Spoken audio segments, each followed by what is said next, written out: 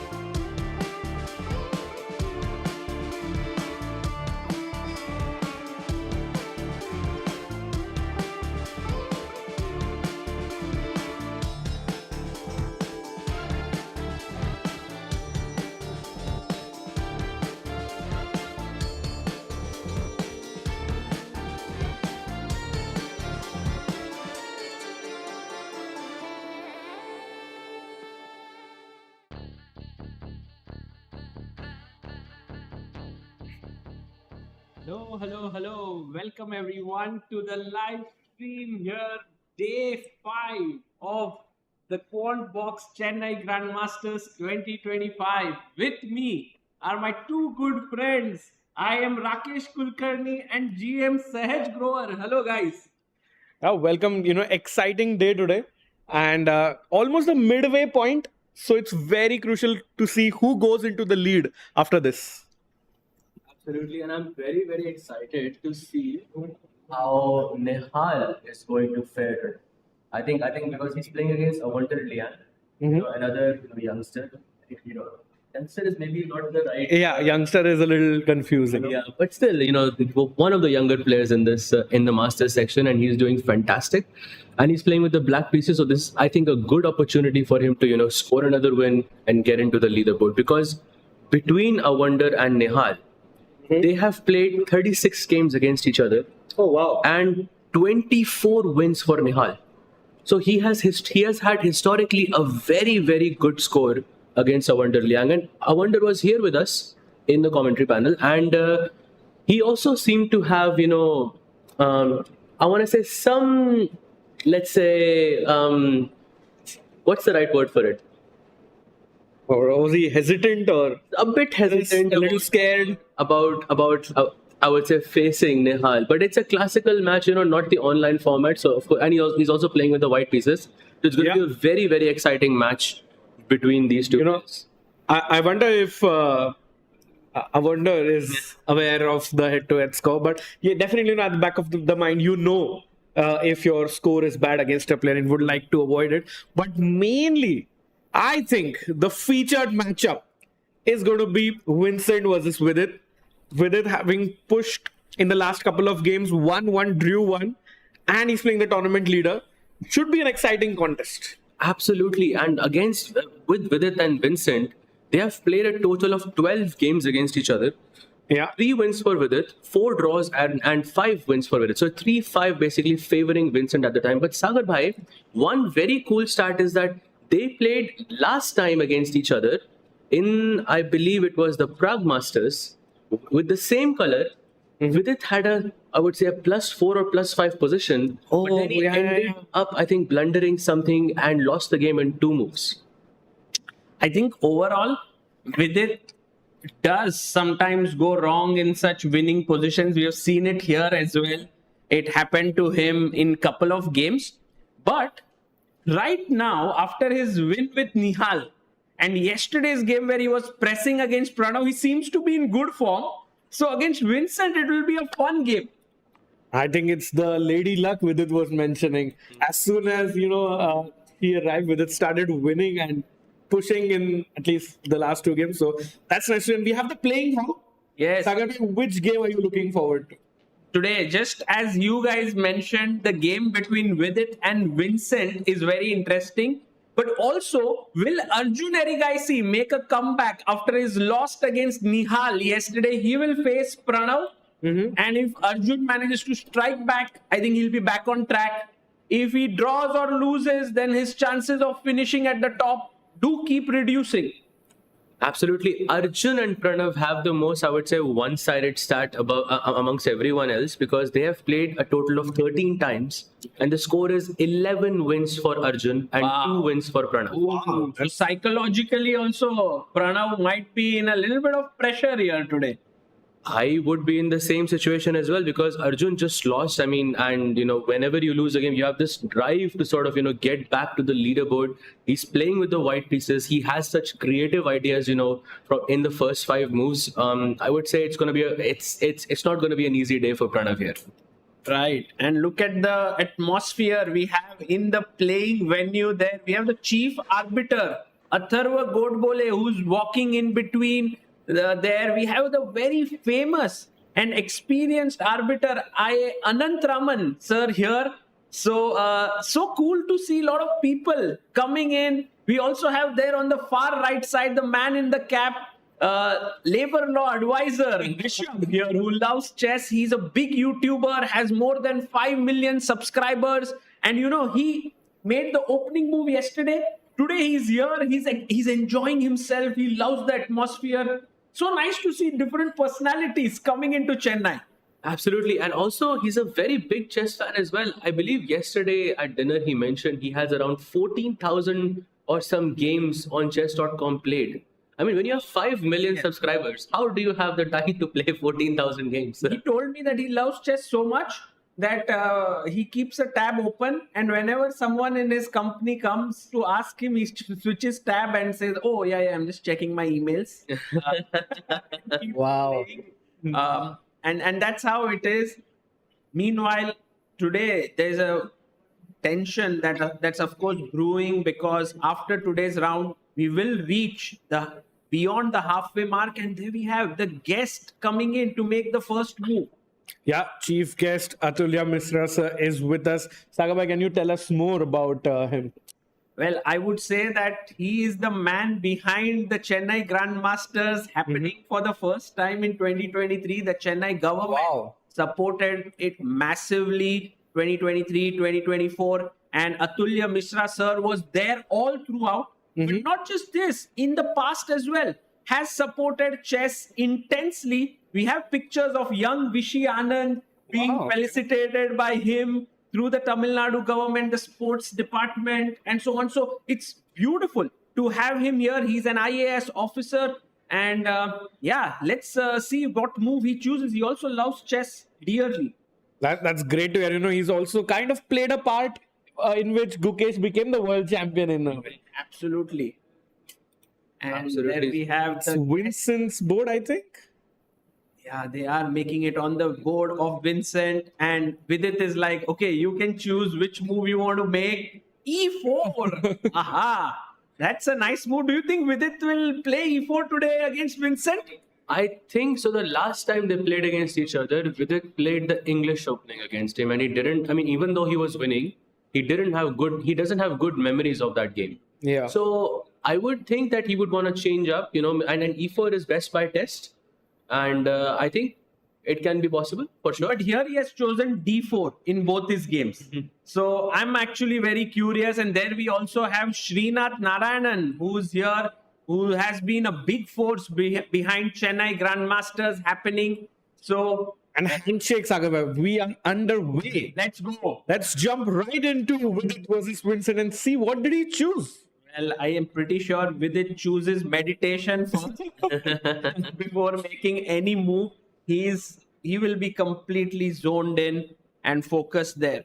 I'm seeing 2 games right now. Both of them have played E4 so far. But Vidit is, of course, he's going to meditate. As Sagar bhai mentioned, he's going to think. And he plays D4. D4, the queen's pawn opening. So the third game with the white pieces with the same opening. Oh, nice. And what will Vincent choose? I'm pretty sure Vincent doesn't go for all these King's Indian and Grunfeld setups. He'll be solid. He's leading the tournament by 1 point. A draw will be a decent result for Vincent with black pieces. I mean, if Vidit decides to be solid. So my question to Rakesh bhai and to Sagar bhai as well. If you are in Vincent's sort of situation and you are leading the tournament by 1 point, Yeah. do you play for a win knowing that last time, you got the better of this player, or do you play solid, or what's your strategy? I think just what Vincent was saying, it's a good start. So the pressure is kind of off, but it's just one move at a time. Like you can maybe just have like a wait and watch strategy, I think. And it's like, I think it's a very important event because you get those crucial FIDE circuit points. So I think Vincent will be happy with the draw. Sagar bhai, what do you think? Yeah, also depends on how Vidit comes to the game, right? If Vidit comes all guns blazing, I would really want him to go knight c3 here. Because then we could expect a Nimzo Indian or even something, like it'll be bubbling. But if knight f3, Knight f3 is considered to be a lot more solid, but knight G3. like I'm not going to go with both of you guys, knight f3. Oh, and what did Vincent do? c5? Okay, Vincent is not playing solid in this game at all. This is the fianchet of Benoni. Of course, the Benoni defense, but since Vidit went for the G3 setup, it's called the fianchet of Benoni. And as far as I'm aware, this is probably one of the most troubling problems for white. That's why most players start with knight f3 and not with g3. Because once you've committed g3, you have to put your bishop on g2. And Benoni, which has, I would say, a bit of a reputation in that sense because it's very dynamic, but it can also you can also kill it with brute force. But in Fianchetto Benoni, that's not the case because Fianchetto Benoni is more or less even for both colors. I think Rakesh Bhai is quite an expert at pushing his C pawns forward in against the D4 openings. Yeah. You might have played Benoni, yeah? Yeah, I've played this, and we might get some kind of a Benko also after D5. If Vincent pushes B5, Oh, Rakesh. we are in the Blumenfeld, a version of the Blumenfeld, or transpose position of the Benko as well. Right. I think Vincent C5 is going to evoke a lot of thought from Vidit. Yeah. Because he has two options now. Push the pawn, as Sahaj mentioned, go into Benoni structure, or bring the knight out to F3, which is more in the spirit of how Vidit likes to play. Absolutely. And neither of those options, I think, are. I mean, maybe knight f3 can be a bit more solid, as you said, but there are variations where black can try to, mess up the position. I think a big decision for Vidit already on the move 4. But what a statement by Vincent. Here he is leading the tournament, 3.5 out of 4. We were discussing, he'll go solid, he'll be okay with a draw, and suddenly plays C5 and says, look, I'm here to score 4.5 out of 5. I mean, you just got to love the younger generation. They're afraid of no one. They don't care about the tournaments, the ratings, the standings. Just want to come and fight it out each and every game, Sahaj. Absolutely, and I just saw on the screen that's a Vincent stare right there that I'm seeing for the first time in my life. That Vincent giving a stare after playing C5, it looks a bit scary. Yeah, I'm a bit intimidated here. Another one. Look at Vidit and he gets up. Vidit has been we are used to Vidit taking a lot of time. I think it'll be interesting to see how this game goes. Let's move on to the next one here. Guys, should we go to Arjun Erigaisi against Pranav V? Absolutely, because some fire has already started on the board. So please take it away, Sagar bhai. Let's go. E4, E5, knight F3, knight C6, all normal. We have the Rui Lopez. And suddenly Pranav is like, hey, no main lines. I'm going bishop C5. Any experience here, guys? I've studied this from the white side a bunch of times. I have looked at it from the black side, but never had the courage to play it. Because I feel with the C3 D4 setup, white gets a very good advantage. But I'm sure Pranav has something up his sleeve here because you don't sidestep this early on without having a surprise, behind.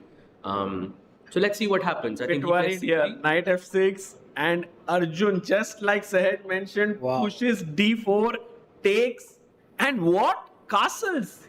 Okay, I don't know. I mean, if you took the pawn back, I believe there would have been a check here, right? Yeah. And then knight takes E4 becomes an issue, perhaps. I mean, there must be theory with BD2 and so on. But right now, he has castled here. No, I think we have one more move on the board, and Pranav played D takes C3. What? Accepting the pawn sack. I think this is like 1950s. Yeah. Or something. Or 1800s. 1800s actually, in fact. Not caring about your pawns. Arjun going for the attack, going for the development. And now he's in the box, Sagar bhai. Yeah, I think right now, Arjun has been made to think. So think about it this way, guys. White's position is good. The theory might not really favor black here, but the question is Arjun well prepared? Does he remember the lines? That's a good question to have. And I was looking at the stats of this opening, and after D takes C3, there are only 2 games played total after D takes C3. Yes, so that already tells me that if Arjun does not know this, it will be it could become a difficult game for him in the future. Man. And Sagar bhai, look at the time situation. Pranav has more time than he started out with. Yeah. And Arjun is definitely remembering his lines. But just shows that Pranav is well prepared for this one. And Arjun is looking calm on the outside, but I'm pretty sure he's a bit panicking from within. He's like, what is happening here? I've never seen this before. Should I take the pawn on C3? Should I push the pawn forward to E5? I believe these two are the critical moves here. He goes for that, Sagar. Wow. Oh, And the blue arrow appears meaning knight g4 is the only move, and I think Pranav's going to play it quickly. Yeah, he will play it here. I'm pretty sure. If he starts thinking here, I'll be super surprised. First you take on c3, then you are not prepared for e5. Come on, that's not deep preparation. And the principal of the school, Anish Giri, having the look, really puzzled. He takes a walk always, Anish, and just checks how all the games have started out. So there are two moves possible in this position. First, of course, is knight to g4 as shown by the blue arrow. And the second option, which I think is not as bad, is c takes b2 and then knight g4. Although it looks really, really dangerous. And I am a bit worried about this bishop coming here. And then you already defended this. So if I push you away, I'm pretty sure you're going to sack on f2 now. Do I? Yes. I mean, if you have I have no idea. I will say what you are telling me to do because I'm not even sure what to play in this position. Yeah. It seems very, very dangerous, I would say, for black. And maybe such a position is maybe black's dream scenario, right? Like you've castled it out, your king is safe, you have a rook, and I don't know how many pawns? 3 pawns for 2 pieces. It's kind of that endgame we saw yesterday, knight and 3 pawns for Nihal versus Arjun's sole rook. But yeah, Sagar, I'm worried Pranav is thinking. Yeah, Pranav, very curious.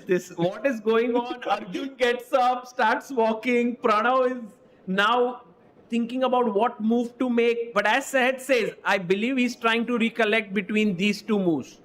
CB2 and knight g4. This is the type of position that I don't want to be recollecting my thoughts in. I believe as black, you should know everything to the T, Yeah. Because the one moment where you're unsure, or if you remember something else, it can turn out very, very bad for you. Could it be that Pranav mixed up something and went into this line only to realize now that, hey, I didn't want to really play this? Why else would he think? Yeah, especially against a player like Arjun. Yeah. You don't want to get into these positions. Maybe it's possible it was bishop b5, a6 and then bishop c5.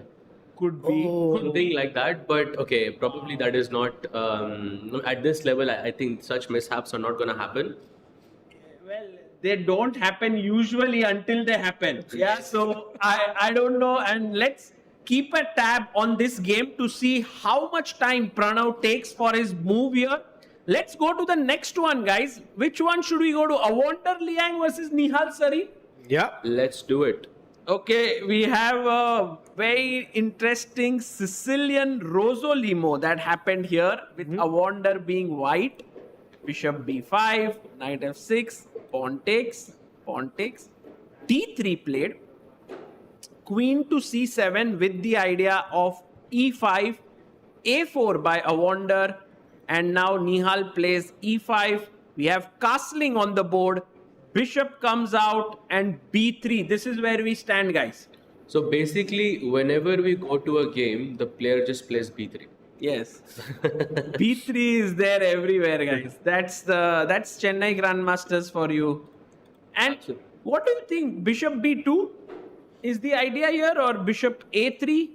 I think both of them are decent moves in this position. You want to keep flexible because b2 attacks e5, a3 attacks c5. But I think one of the more sort of general plans here is to play knight to d2 and knight to c4. Because you want to activate that knight, put pressure on e5. And the point is to not just take the pawn on e5, but also to have this secondary plan of bringing the knight from c4 to e3, where it can join the attack on f5. Nice. Very cool. By the way, Rakesh bhai, any new updates on Awonder Liang and his new quotes that he has made? My favorite one is thanks to the organizers for welcoming me to the Arjun Farming Invitational. Can't top that. And he's so genuine, so likable, loves to, explore into new things. He was in fact even in the control room of the producers trying to play with the cameras, the live cameras. So it's just so fun to be around. Yeah, and also the tournament isn't going so badly for him, right? Yeah. He's doing quite well. He's on 2 points out of 4. He's beaten one of the games he won. Was it against Jordan? Jordan. He beat Yeah. Jordan. Yeah, drew with his country-mate yesterday. So, and he's like the smiling assassin, Yeah. Maybe he's not putting pressure on himself and suddenly he's enjoying his chess. Correct. Well, Awonder Liang is someone we've been following since a very young age. When Prag, Nihal, Arjun, all of these youngsters were growing up, Awonder was this big talent from USA. Yeah. And he was, I think, a little bit ahead of the curve as well. And, he has slowed down a bit, but also like to reach 26-96 is amazing, at this age. So, two huge talents facing off each other in Awonder Nihal. Absolutely nicely put there. And while Nihal ponders over this position, maybe we can look at Vidit versus Vincent one more Again, time, let's because go back. Yeah. some updates have been there. He did go for knight to f3, so going for that solid approach early on.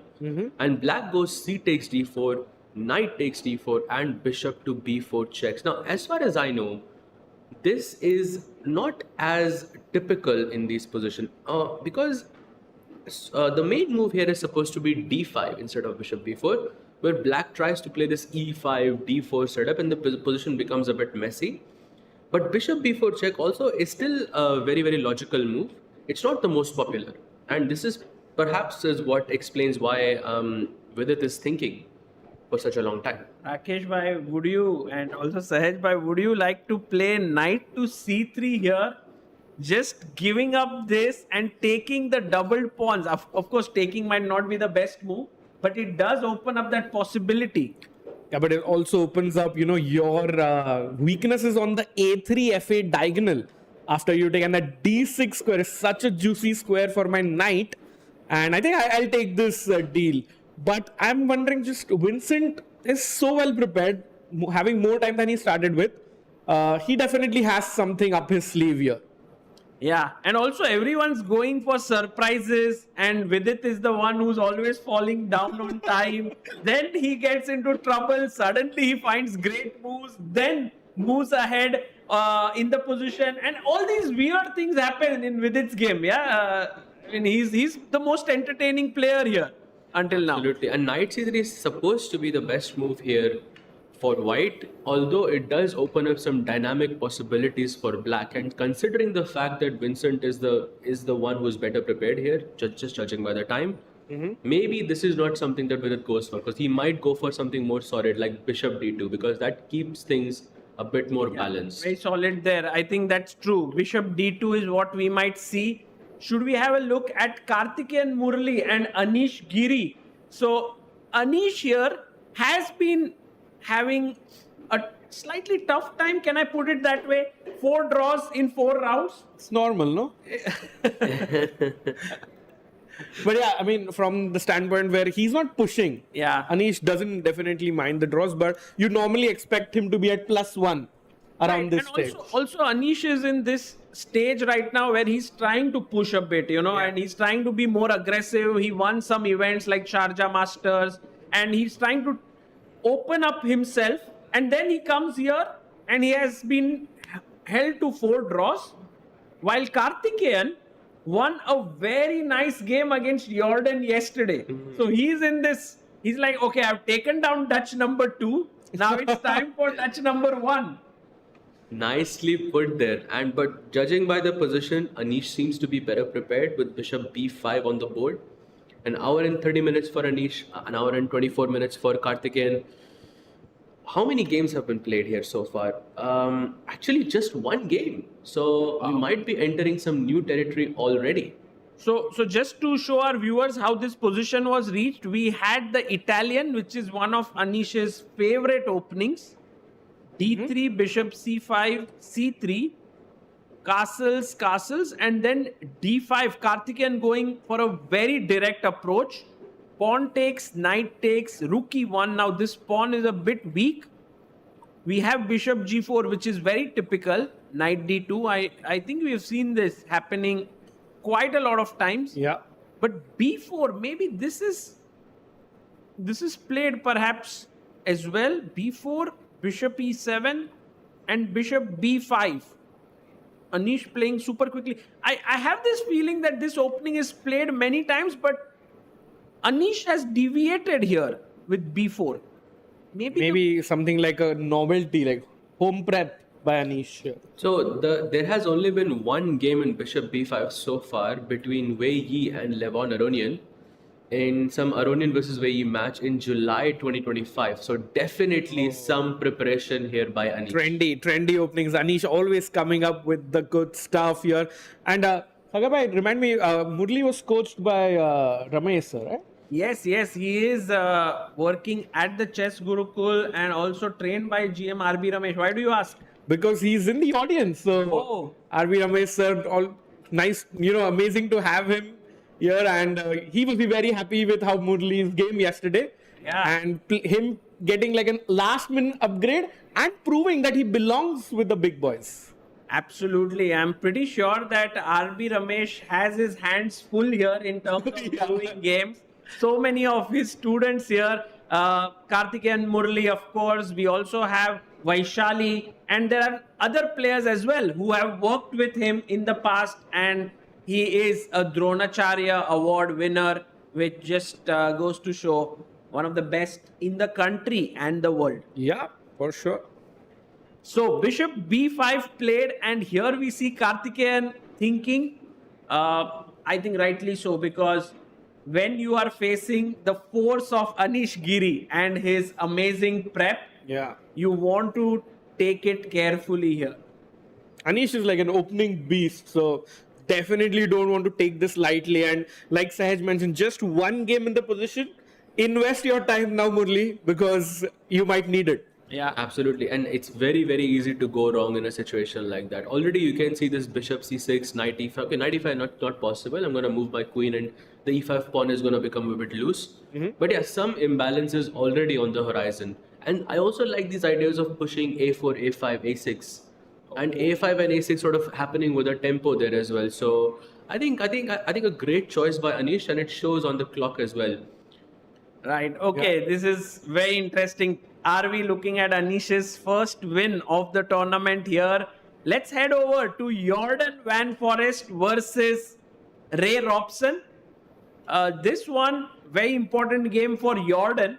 2 losses in a row for him. Can he stop the bleeding here? And Ray Robson playing quite well, 2 out of 4 at this point. So, Sagar bhai, please correct me if I'm wrong. Does this position remind you of Gukesh versus Ding game 3? When he took CD, ED and he played that H3 early on, and then he went for some G4 ideas in game 3, and he won that fantastic game. Yeah, I think very, very early on in the match. It kind of reminds me of that position a bit. In general, from whatever I knew about Queen's Gambit declined, I was told that, hey, don't allow the black bishop to come on f5. Because once it comes there, black is very happy. He'll go knight d7, castle, and so on. But it seems like modern theory is like, okay, let the bishop come to f5, and then we will play maybe h3, g4, maybe knight h4. And I think, yes, this was kind of the logic with which Gukesh played in that game against Ding, against that light squared bishop. Very, very nicely put. And the idea of g4 not necessarily is to attack on the king side, but to make sure that black doesn't castle on the king side. Because if the pawn is on g4, you have already committed h6. Then it is very hard to castle, because you already have given white that hook to open up the h file via this g4, g5 push. So I think also Jordan putting up some pressure here. Yeah.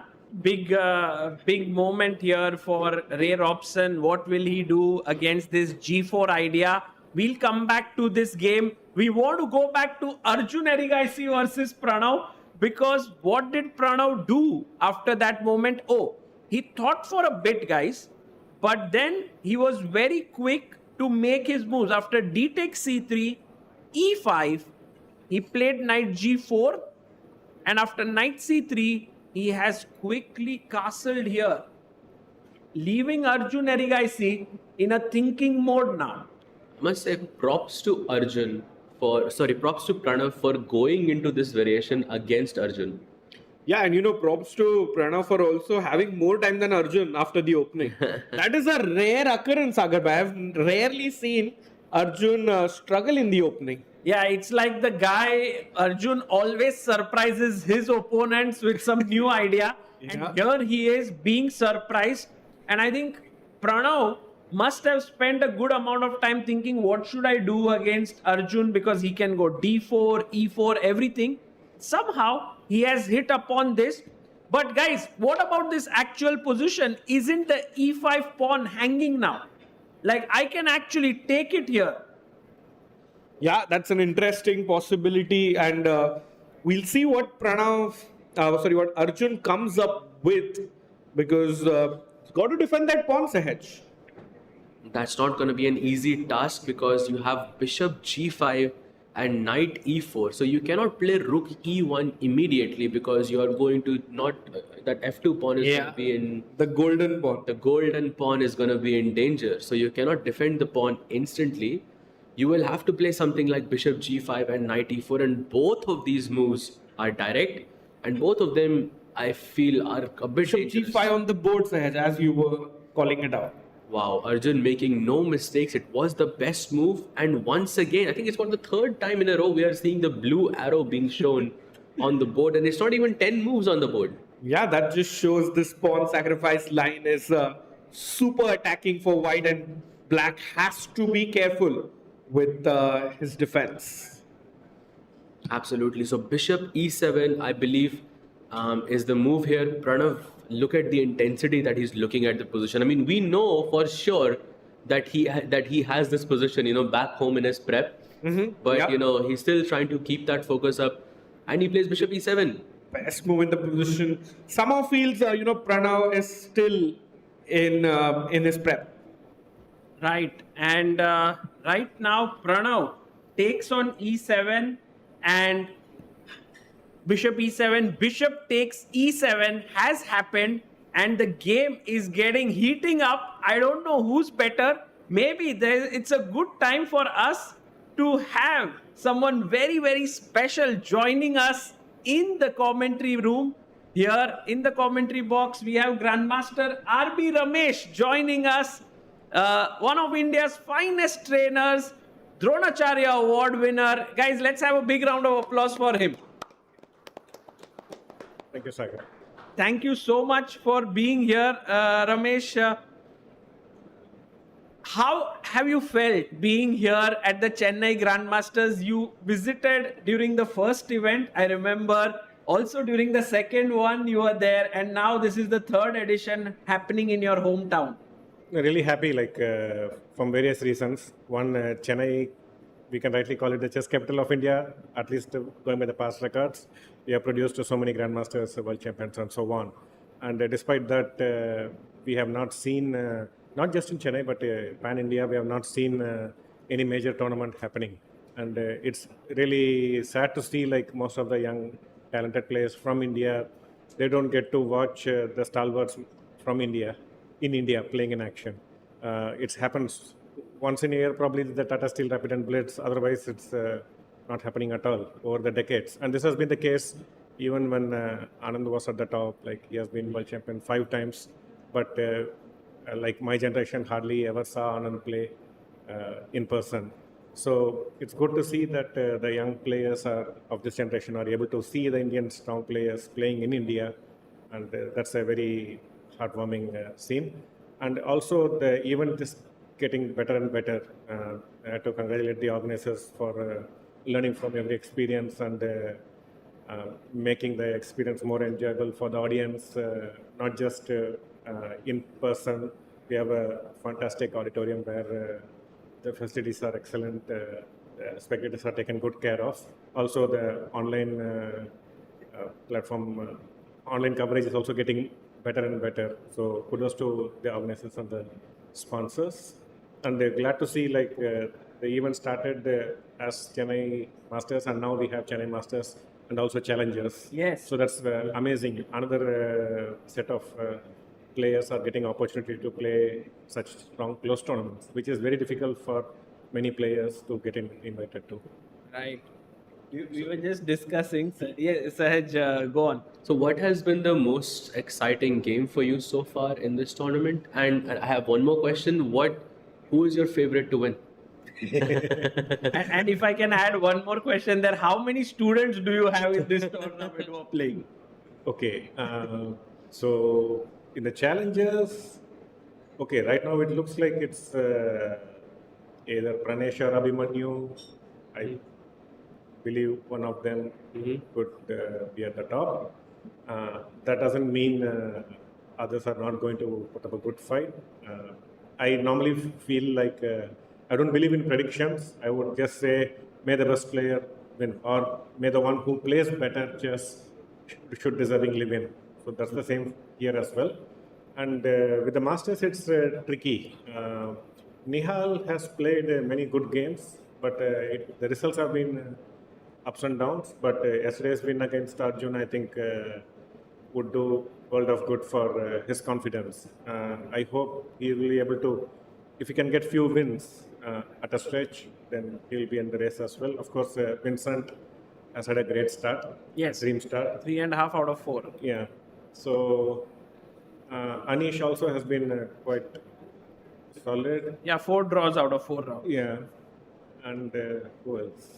We have had Vidit Karthikeyan, Karthikeyan. Karthikeyan won yesterday. Yeah. So I was here in the morning yesterday, bringing my son for swimming class, and I met Karthikeyan, and he was a bit down because he had lost, kind of got outplayed by Vincent right from the opening in the earlier round, and we had a nice conversation before in the morning, and good, like he played a good game and won. Can we have a look at his game against Anish? So maybe you can give your thoughts on this, because we are seeing some kind of a new opening here played by Anish Giri, and he is in super high prep. It seems he is on 130, 1 hour 30 minutes for Anish. Yeah.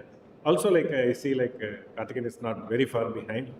Also, like when your opponent is playing so quickly and confidently with the white pieces, you can expect, you're almost sure like you are in their preparation. So you don't want to make any silly mistakes and make a fool out of yourself. So it's understandable Karthikeyan is hesitating before every decision. Yeah, maybe we can have Karthikeyan and Anish on our screen here. What do you feel about this position? Yeah, so pawn structure wise, white has a better pawn structure. He has black's c pawns are double, and white has to pass pawn on the a file. So this can become very handy if it goes to an end game. But as it happens, like black's compensation is in the form of piece activity. The rook on a5, it is already like in the open file, putting pressure on the a2 pawn. And here the question, and the d3, c3, a2 are all weak. So now the question is, should we go bishop h5, g4, bishop g6, knight e5? Give that pawn, threatening knight c6 as well. So in many cases, black can play like this, but here the additional problem is knight c6 threat. Otherwise, this question should be playable, my guess. Like, let's say if the rook is on a8, maybe I would just play bishop d6, knight c6, queen h4. Looks like very good compensation. Nice. You know, I'm kind of thinking of in this position just to go rook takes e5 and just Rook see, e5, just see what happens. Queen d3 or something. No sorry, calculation bishop f6. necessary. Bishop f6, yeah. Wow, that is insane. If this happens, it will be like a look at these two bishops. Yeah. So, at least for a human mind, it's good compensation. Right. And also Karthikeyan is known to sack sometimes like this. We know his famous game against Ali Reza Firouzja, where he sacked the queen for just 2 minor pieces. Yeah. So here the decision is like not only, so he has to take a call, like should he play bishop f3, give up the bishops, or then you will save the pawn. Let's say knight f3 and then you save the pawn, either bishop f6 or bishop b6. But, and I think the position should be playable. He takes it. Yeah. Yeah. Do you think like Karthikeyan, who is in general very, very combative and creative, plays it a little bit safely more when he's playing such a strong event, or he keeps up his style? No, I think it depends on a lot of factors. One, your current state of mind, like how good you feel about yourself. So if you feel very good about yourself, you will be more likely to take risk and play under pressing situations. And the other factor is like not only how you feel, but also your current form, like whether you are playing well or not, and also your opponent's form. All this play in our mind before we take such decisions. And also the age factor, the form of the player in general. Like if you are playing in such tournaments quite often, then you are not so much overwhelmed and you feel like this is just another big tournament. But if you are getting invitation to such events once in a while, then it can be a bit more pressuring than you want to make your mark or at least not make it too bad. So this can also make one take safe decisions. Correct. Wow. Nice insights there. Sahaj, where should we go next? It's a good question. I think we can check out Arjun versus Pranav because there was some fire on the board in that position. I think we were on bishop to e7 and then he took queen takes c7. I think knight d5. You can have that on the board. Actually, this opening that Pranav played, very risky in a way. He played this bishop c5 line against the Ruy Lopez and then c3 d4. Do you have some experience in this? Have you seen it? If my memory serves right, I only have a bad experience. I faced it when I was very young.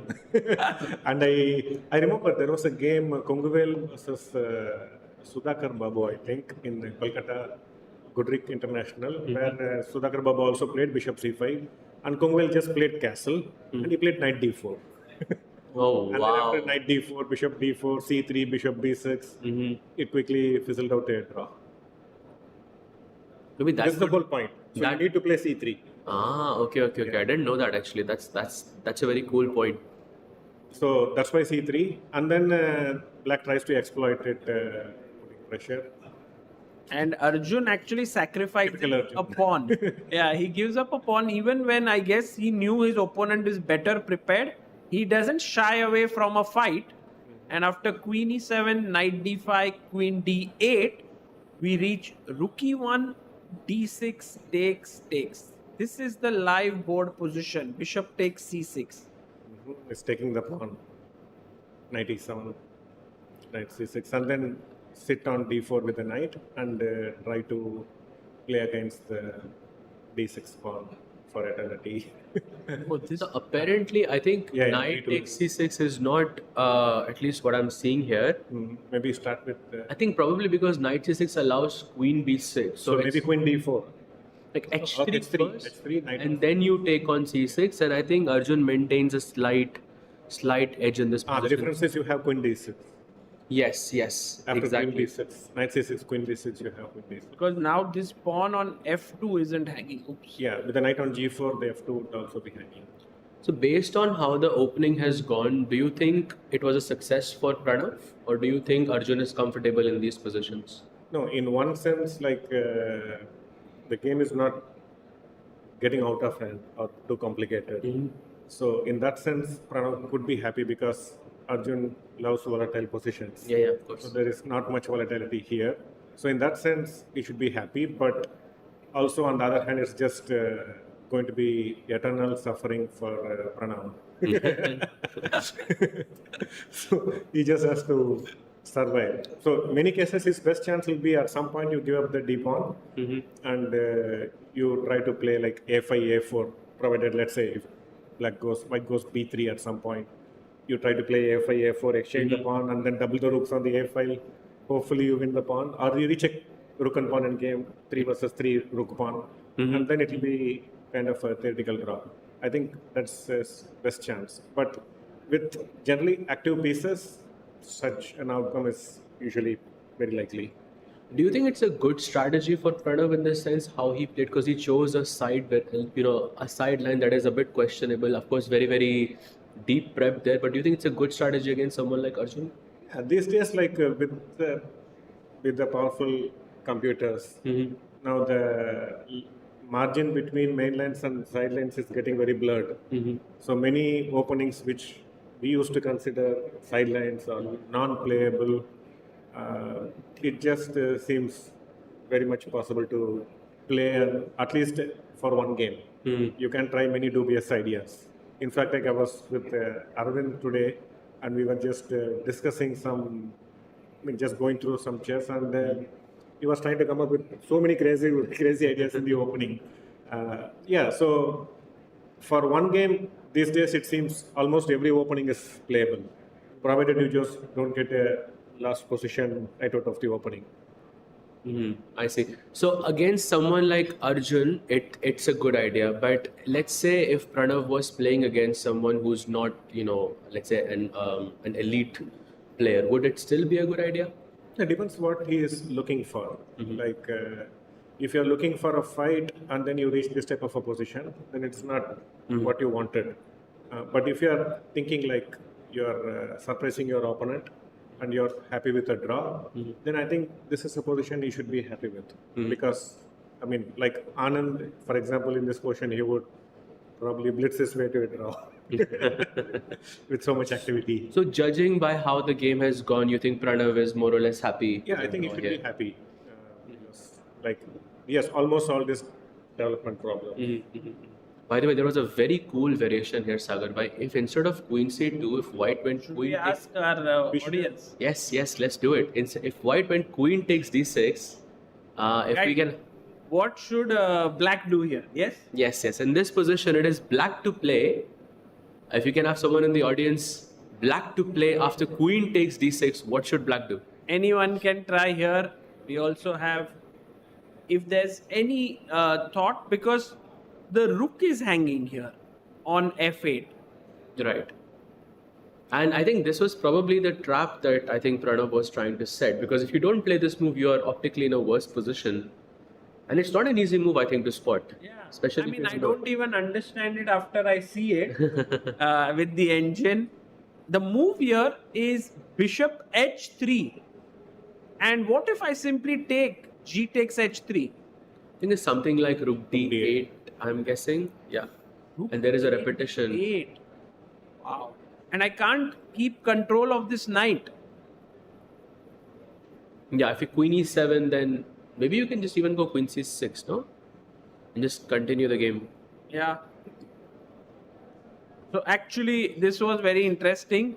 But Arjun has played queen c2. My feeling is that Arjun will kind of slowly grind this position. It's while you are absolutely right that Pranav should be happy, maybe Arjun also is not very unhappy, right? There's something to play for. It's not complete dead draw, right? Yeah, possibly. I'm just seeing like maybe a move like bishop f5. Here, directly. Directly. Just swap a few more pieces, but again, the d6 pawn. Yeah. But again, as I said, like you should try to get a5, a4 quick. Even if you give the d pawn at some point, hope to make a draw. The alternative is you keep the bishop. I don't know, bishop b7 or e6. No, either bishop e6 or bishop bombay 7. Sorry, bishop b7. b7, right? Bishop b7. Maybe like knight d4, I'm guessing. Just to keep that eye on the f3 knight as well. Yeah, so maybe rook c8. Yeah, seems very logical. The question is, should white go queen to b3 here or queen to d2? Ooh, queen b3. No, with rook on rook a c8, it's very tempting to play queen b3. But maybe we can just take on a6, the worst case. So would you say this game is most likely to end in a draw? Very good chance. Against a good defensive player or someone who is good in positional chess, with black, I think they will draw without much adventure. And Sagar Bhai, maybe we should check Vaishali's game, because you can't have Ramesh sir on stage and not check Vaishali's game. Yeah, maybe we could go to the venue. Yeah, there we have Vaishali playing here, and she's taking on Harshvardhan GB. Ramesh, could you tell us a bit about, we all know Vaishali now, she's played at the top level. Are you aware of Harshvardhan? Have you ever worked with him? No, I've never worked with him, but of course, I'm very much aware. He's the son of my good friend. And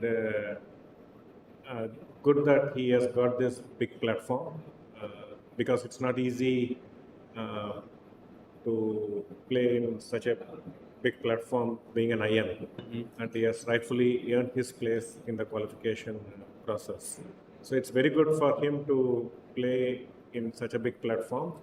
And yesterday he did quite well and ended in a tragedy, unfortunately. But he had a very good game yesterday. He was better, I thought, for some time. And then in the rook ending, he lost his way. And for some reason, he declined the repetition and got into a lost position very quickly. But that just goes to show the inexperience. Like if you have played a lot of tournaments, an experienced player would just simply take a draw there. They wouldn't risk too much. But that's how we learn. Playing in such a big platform is not easy for a youngster for the first time. And we make some impractical decisions and pay the price. And then we learn the lesson.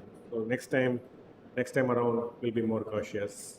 Right. So just referencing the game from yesterday, I believe it was against Diptayan Ghosh. He had a good rook end game there, but he had a multiple, repetitions as well, which he avoided. Would you say that's a good decision for someone who's, for him, it's his first sort of, major event? And I was just talking to his father before I came here, and he was telling, like, when he asked Ash why he did not take the repetition, he said, like, I wanted to play for a win with the connected pass pawns. I thought the pawn race, I'll be ahead. And he misjudged it. But we have all done much worse decisions of course. in our life. So it's very understandable. So generally, like as a coach, I try not to judge the players for their decisions too harshly because, in the heat of the game, we have to take decisions. Yeah, here he was having the repetition. Right. So black was repeating and he could have gone king e4 and it will be a draw. So he felt in this pawn race, white's pawn will be faster. Maybe he thought the king will be good enough to block the pawns, but it just advancing too fast and he lost. Yeah, tough game for Harshvardhan yesterday. And then now today he's facing Vaishali. And let's have a look at that game. So when we went into this game, I detected a smile from Ramesh sir here. So would you say, are you happy with this position on how this has... Just on my screen I'm seeing Queen h5 is a mistake. But again, understandable. Like yesterday, he took a risk from a safe position and it backfired. Now he's trying to play safe, trying to go to an opposite color bishop endgame. But it seems he is going to, again, a lot of suffering is on the cards. Like basically, like I believe at some point bishop f4 will come, and when you play d6 rook e7, it won't be easy to. Maybe that's what I'm not sure. Maybe here you should just go g4. If I have to take, and then maybe f3 or h3, I'm not sure. And then bishop f4, rook e7. And if you can get c4, b3, even bishop b2 should be quite fine. There is going to be some pressure. He has to survive that. In many cases, like you can play c4. She's avoiding the exchange. Oh, she didn't take. Wow. Yeah, she doesn't. Vaishali likes those dynamic positions, we all know that. Yeah. Vaishali is someone who's actually playing a lot. And she recently played the quarterfinals of the Women's World Cup. What does such a tournament do to her as a chess player, according to you? She did quite well till some point and then lost her way. She was, we had 4 Indians at the top. Yes. And I was just hoping all the 4 will go to the semis. Right. But it was not to be. Yeah, but I think for Vaishali, she has already played many tournaments at the top level. So I think it's very important for her to cross the 2500 mark again because that will give a lot of confidence. Right, and she goes bishop g5 now. Taking here is a big threat. Queen g6 might be an important move for Harshvardhan. So this is the situation here. We also have Adiban, who has made a comeback here. I mean, he's playing. Last year, he was a part of the commentary panel at Chennai Grand Masters. This year, he's playing. What are your thoughts on Adiban? You've watched him so closely. I think you worked with him before. Then you were part of the trainer of the Indian team when Adiban had played. What's your feeling about him playing here? Also, his entire journey from being 2700 plus to now here. But do you think he can come back? He can make a comeback to the top? I think that's what I'm really curious as well, and wishing sincerely to happen, because he has been an amazing player from a very young age. I worked with him when he was very young, and a tremendous hard worker, lot of self-belief. And these are not, in olden days, these traits were kind of common. There were many young players who were confident about themselves and thinking big, but I see the current generation, it's not very common to have so much confidence. And to see him cross 2700 was amazing, but it was also heartbreaking to see him drop points consistently after that. Something has gone wrong, not his way, and I hope he's doing the right introspection. It's not easy to see our rating drop and then see the youngsters taking over. So I just hope and believe he's doing the right things. And I was following in recent French league, he had good results after a very long time. He played good quality chess and also rewarded with good results. So I'm hoping this will be his moment back to get back into the form. And his position, looks a bit tricky. He played the Dutch defense. Wow. AD always coming up with these crazy ideas, very, very early on. But you have worked with pretty much all the top players in the world. What would you say is the one single quality that sort of makes them break that barrier and reach the top and even stay at the top? If you could just... Small correction, I have not worked with top players, many top players, few. I think you're being a bit humble. And I wouldn't say I wouldn't want to put down such great achievements to one quality. It won't come down to one quality. It has to be a combination of few qualities together. So one I would say is passion for the game. All these players, they love chess. They love chess not for the rewards or the accomplishments, but generally as a game. Just playing chess makes them happy. And so that is a very important quality. And we can see in Magnus also, nowadays, he's not enjoying probably the standard format of the game as much as he's enjoying, let's say, Blitz or the shorter formats or the freestyle. So he has his reasons. So it's not easy to just play the game and enjoy it at the same time. If it happens, it will be amazing. Because there's always this pressure to perform, which comes in once you become a reasonably good player. This pressure to perform and also to retain your reputation, which you have earned so hard, all this comes into the play and it complicates things. And so passion for the game, talent, of course, all these players are extremely talented and a lot of hard work. I've seen personally so many players sacrifice so many things for chess. You get to miss important events in the family, important occasions, schools, exams, friends, and so on, which is kind of taken for granted for people who are not pursuing sports like chess. And they also have to travel a lot, insane amount of travels there. So it's not easy, but if you are able to succeed and do well, it's really, you feel really good about yourself. It's like you are rewarded for all the struggles you have gone through. And I hope Adiban will be able to feel that again, one more innings for him at least. Nice. Yeah, we also hope for the same, that Adiban makes a comeback. He's still well placed in this tournament, 2 out of 4, couple of wins, and he will be doing pretty well. The position here looks kind of equalish. but very complex. Yeah. So black would want to get castle at d6 quickly, but you don't want to allow bishop c4, d5. You want to play d6, not d5. So So if we That's go d6 here straight away, maybe there's bishop maybe c4, even bishop c4. Yeah. forcing Knight d5. d5, queen b3. A move that seems quite interesting to me here is knight to d5 immediately, directly, because I have this idea of playing Yeah, you have Sort of f4 ideas. f4, yes. And also, yeah. Maybe you can also put pressure on the Yeah, e5 makes sense knight. after you see it, but looks a bit scary. Yeah. So Wait, how about bishop c4 even here?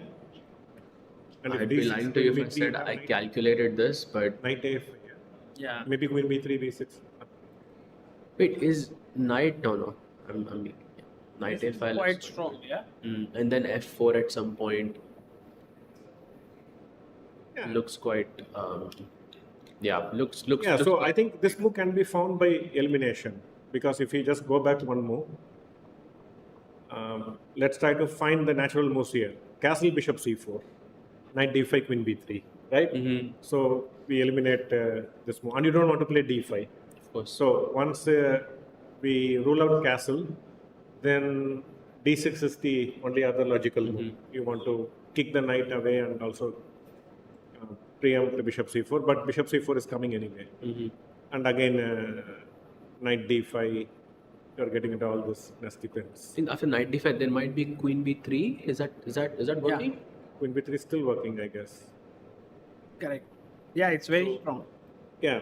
So once you rule out d6 and castle, which are the natural moves, if natural moves don't work, then you go to unnatural moves. Knight d5 in that sense. It's a nice way to put it. Yeah. So now d6 is coming. I like how Ramesh explained this entire thinking, and I believe these are some of the techniques that you have also described in your books that you have written, right? They are on calculation, and there's also, I think, 2 books that you have written until now. Yes? Logical decision making. That was my first book. Yeah. And I think this is something that you are also dabbling into more and more, right? Writing books, making courses, and so on.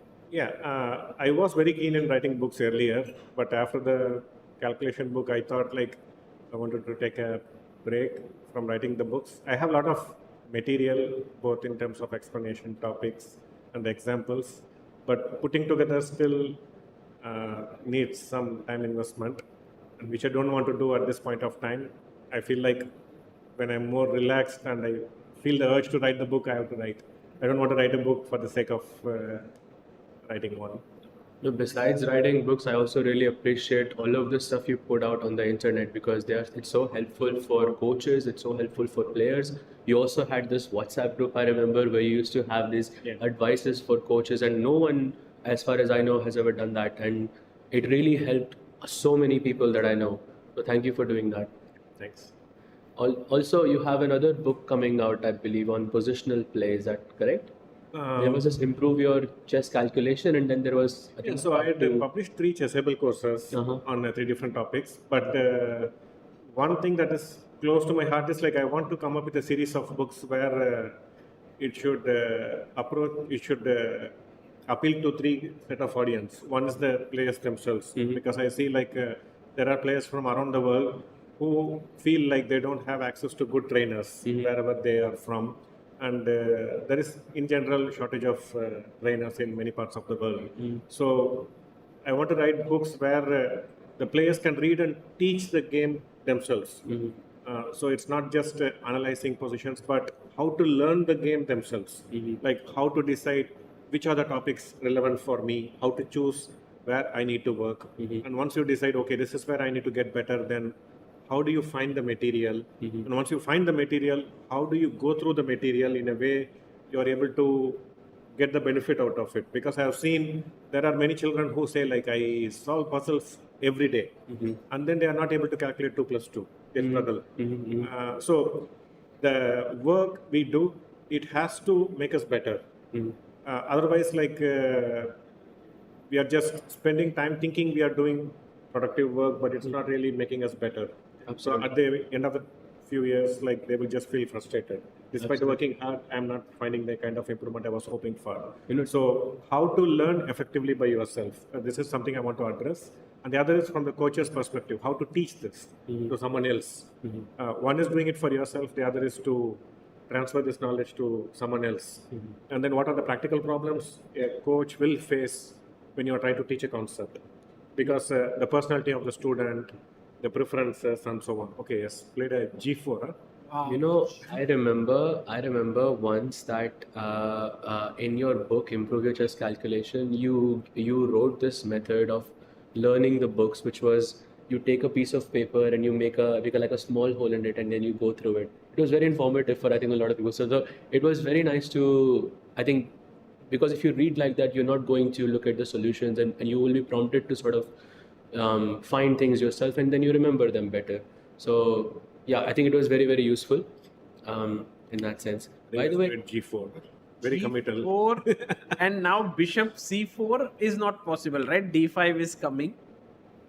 So perhaps we have to move the knight. Knight H4.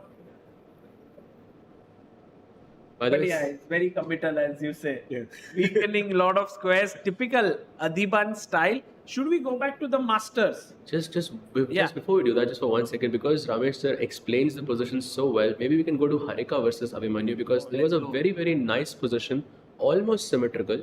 But I would love to get your thoughts just one move before, if we could just go D takes C4. It's basically symmetrical, but there's a one difference between the knight on C3 and knight to A6. Just would love to get your insights here. Yeah, here, like typically in symmetrical positions, what I would say, most likely one or both the central files are likely to be open. And so we have to presume both the possibilities. Like one file is getting open or the other file is getting, both the files are getting open. And then if both files are getting open, which file will be more crucial? Which file I need to focus on or get better control of? That will be one crucial aspect. And in some cases, like let's say if it's white to play, we take CD5, ED5, let's say. In these structures, again, this is not symmetrical anymore. If we get this structure, this is not symmetrical anymore. And the black will try to get C4, or he may want to get knight E4, rook C8, and put pressure on the B2, C3 pin. Basically, he will try to play for piece activity. And now, the other important factor, in my view, is in symmetrical structures, piece activity. Who is able to activate their pieces better will have a better position or chances to play for an advantage. So here, DC4, okay, Harika is playing very solid with the white pieces, typical of her style. And now, white has to take a call. I believe he will go for pawn takes C4. And then you try to push D5 if you can. And now there is already some dynamics in play. In case of CD, ED, then the knight on A6 could be misplaced. And now D5 is also a much serious threat because the queen on E7 is pinned as well. So if you don't take CD, ED, then She has, by the way, Harika has taken back B takes C4 here. And yeah, now, and Puranik, in general, like I'm quite impressed with his overall attitude and the kind of growth he has shown. It's a bright future, I hope. And, yeah, maybe will play knight E4 and try to. he's constantly improving. Yeah, like he's now 26, around 2650, and I guess he is not stagnated. Although his growth has been step by step. Very gradual but steady. Yeah, and a victory in this kind of platform, which will be very good for his confidence, and also he'll get a chance to play in the Masters next year. I think that is important, and I'm curious to see who will get that spot. As I mentioned earlier, it could be either of Abhimanyu or Pranesh. And as Pranesh's coach, I wish he will be able to do it because he is also looking for a good break in his career. How important do you say is this one Masters event? Because after all, it's just one event, right? But do you think it changes the career path of a player? It can easily. Like No, many examples, like even Arvind won this event last year and did a world of good to his confidence. On the way, he bet Arjun also. And such things matter. Like you said, I mean, for what I have seen as a trainer is more than the chess skills, it's the self-belief. I mean, how good you feel about yourself. It plays a very major role. And I've seen many good players, for whatever strange reasons, they think they are not good enough. And probably they are comparing themselves with the very best. And since they are not able to replicate it by themselves, they are putting themselves down. But it's a very self-defeating way to approach, I would say. So it's extremely important if a player is ambitious, like you have to cherish your self-image, like what you feel about yourself. You have to be extremely careful about it. Even small negative thoughts about ourselves, periodically, if it is reinforced, then it will affect our confidence, I believe. Yeah. Amazing insights there. Very important to have more confidence than just being a good player. Is white getting d5 here or not? That's the a6. I was thinking maybe he should play knight e4 before rook c8. I think here, according coming, to the engine, it's Take not and play knight coming b4. because of take. And take knight. Just Sorry, not knight b4. knight b4. Yeah. e4, knight d5. No. Yeah, e4, knight of d5.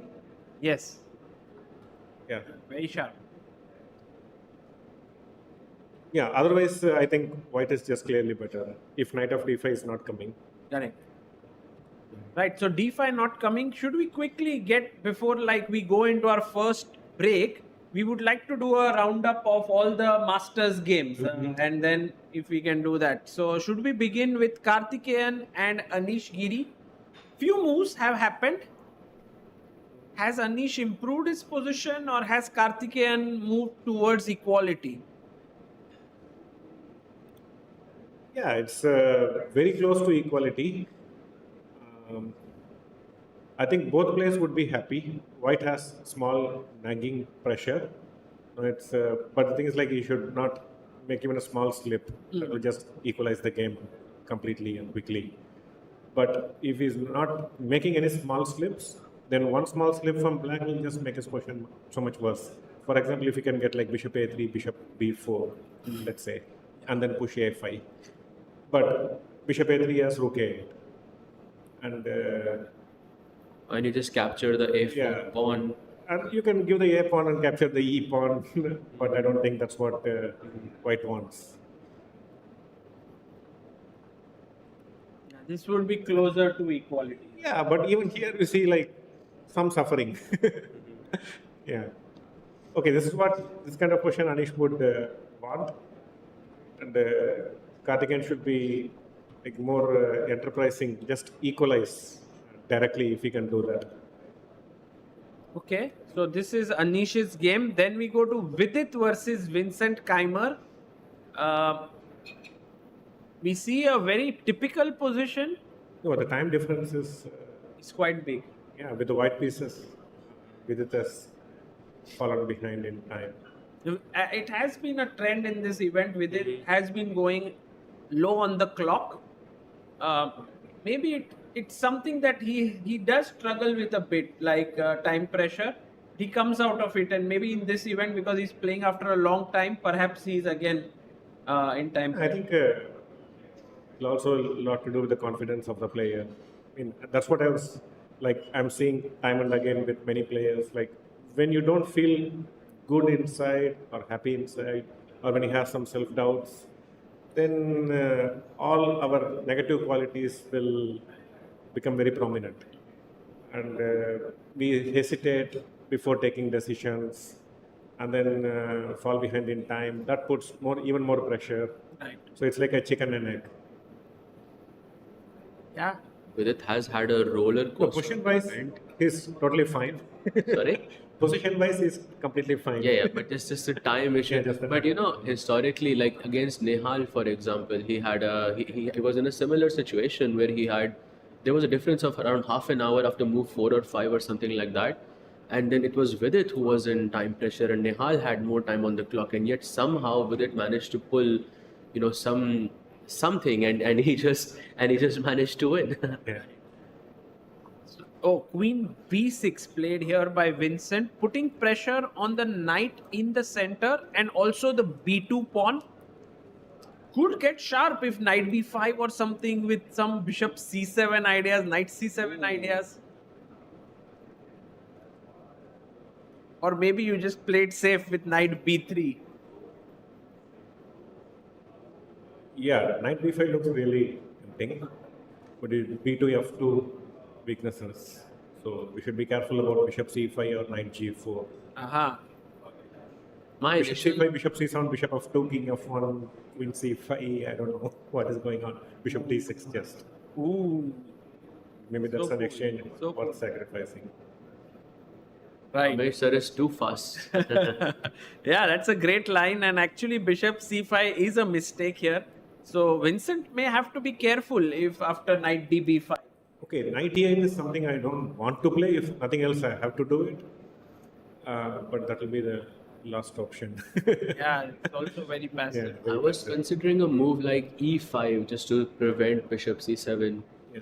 Is this a good move, or what do you think? What are your thoughts? No, like structurally, you are creating a big major compromise. d5 and the d5 square and the d7 pawn is forever going to be backward pawn. So if you don't get anything concrete, it will just be positionally not so great. Okay. So here is Vincent versus Vidit. Moving on, Arjun Erigaisi versus Pranav V. A game where a lot is at stake. It seems like Pranav and Arjun are still in the balance here. Although the last move is a very tricky one, yeah, Queen E1, attacking the knight. I was just wondering if Black can do some tricks here. This is not possible to take Queen B2 because of Rook B1 and then B7 hangs.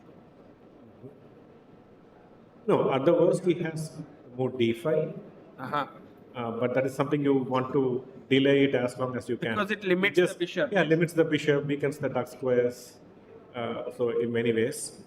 So ideally, you would want to not do that unless you are forced to. So maybe knight g5, queen d4. I don't know. Oh, knight G5. That's very good.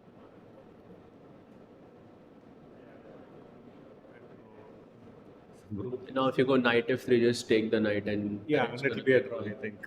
So maybe white should avoid going knight takes g5 in that sense, and maybe go for something else. Knight g5 is a nice move though, Yeah, very good. very very tricky. Maybe you just defend the b pawn or queen d2 or something. Rook B3, Queen D. Yeah, rook b3 queen also. d2 threatening move the knight also. Yeah. If I don't want to exchange. But the Then problem again, is, knight e4. Yeah, yeah. I don't know. And also Knight take e4. this position also should. Yeah, it should very close to equal. Yeah. but it's suffering, right? Suffering. Yeah, suffering, but as I said, like this is what black wants. You can many times give the Black deep wants to suffer. a5, a4, and equalize reduce the queen side pawns, and this is easy to defend. Just king g8, rook c6, a5, a4. Right. And then we go to Nihal Sarin's game against Awonder Liang. And here we see very complex, like these Rosolimo positions are very complex. It's like slow build up and then something will happen in the 4th hour of play. Yeah, he's going for f4 break, I think. f4, e4, both bishop f4. Bishop f4 I like. Right. So here, Yeah, so- would you say white is slightly for preference, this position? Yeah, more space. Black is very solid also. Also, if white has to get something on the king side, he has to make some pawn moves that can weaken his own king position. So that could be double-edged as well. But in many such situations, black even goes like f5 kind of, giving themselves the weak pawn on e5. But because of white doesn't have a light square bishop, that can give some activity. I think very delicately poised. This is the kind of questions usually gets results. Yeah. One way or the other. Right. So nice game for both players here. Nihal also maybe wanting to go for his second win after his win yesterday. It's a nice one for him. He goes rook e8, building up. And lastly, we have Jordan versus Ray Robson here. Saving the best for last, I think. White has played g4, black has played c5. What's going on? Yeah, I think tricky where black wants to put the king. Yeah, because long castle also doesn't look safe at all with the open b file. I think both will just stay in the center and see where the other king goes and decide accordingly. Correct. So this one also looks very complicated right now, and yeah, nice game between these two players. And Ramesh, thank you so much for coming here, joining us, and we had such a wonderful time, not just looking at games, but I think every time we spend some time with you, we learn a bit about chess training, about psychology, and about the players as well. So thank you for sharing the insights. Thanks, Vidit. See you guys on the other side of the break. We'll be back soon.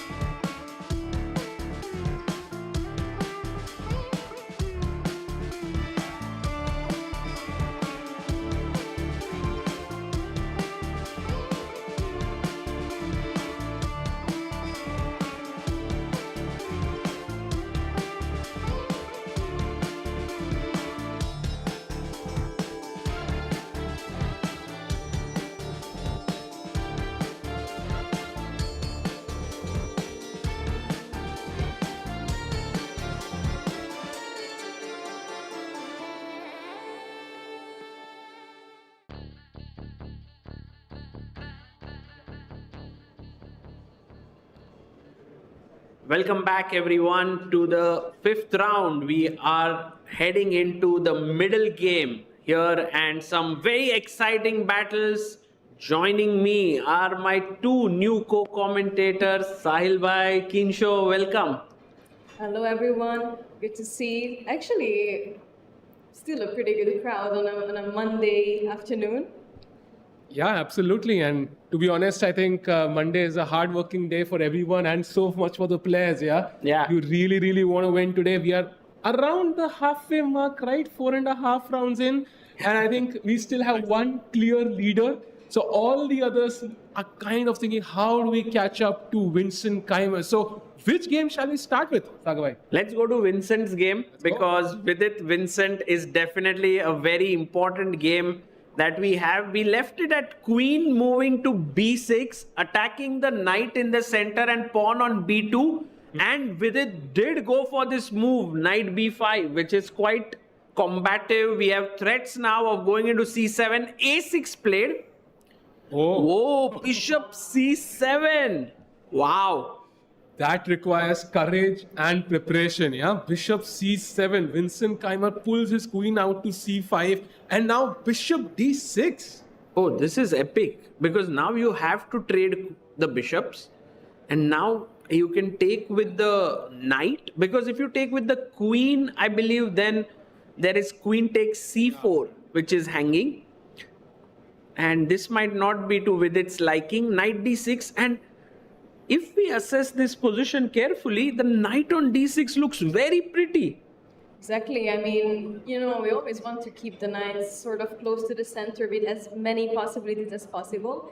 And it also gives a difficult time to the bishop on c8. I mean, how is Vincent going to be able to take that bishop out? I mean, the b7 square is already unavailable, and the pawns can really difficultly be pushed. Very interesting position, Sagabhai, and also Vidit is behind on the clock. But what do you make of this? Because now apparently the only clear move for black to kind of maintain that equality is knight to d4, kind of cutting off the access to the knight and forcing a decision here. What are you going to do? Yeah, actually, if we reach this position, it will be very interesting. I think Vincent is still thinking whether he should take on d6 or not. And if he doesn't do that and goes queen b6, we'll have more developments in that direction. So let's see how this game builds up. But looking good for Vidit. I mean, he has invested like 20 extra minutes on the clock than Vincent. But it seems to be that the position is going towards his kind of liking. And Vincent actually just captured the bishop, if I'm not mistaken. Oh, he took, yeah? On the camera, yes. Mm-hmm. And I mean, it seems like a fairly easy decision to me, and that's very good news for Vidit, as you know, he's been lower on the clock so far. Yeah, he was in a good mood today at lunch, hanging out with his, the better half. Gujrathi, and he was chilling there. But I don't know, during the game, he always feels a bit tense, behind on the clock. So he would love a game where he's actually not behind. So now knight to d4 is the move for Vincent Keymer if he can find it. Otherwise, I think there's a bind, as you mentioned, Kinsho. It's very hard for the black pieces to come into the game. White is all set to castle, and the queen also, is a bit shaky on c5. Yeah, this octopus knight on d6 is such a powerful piece. Vincent must take care of it. And let's have a look at this line. If the knight jumps to d4, now I'm threatening to take the knight on d6. So either you can take the bishop on c8, but then that's like you went all the way to take a piece that never moved, nor has any possibility to move. So perhaps the other option is then to play e3. And then if queen takes d6, queen takes d4, queen takes, pawn takes, and this should be a very pleasant endgame for Vidit. Definitely. I mean, the bishop on g2 looks fantastic. Again, the b pawn is kind of tied for now on b7. The c8 bishop is stuck, and the development is not so easy for Vincent here.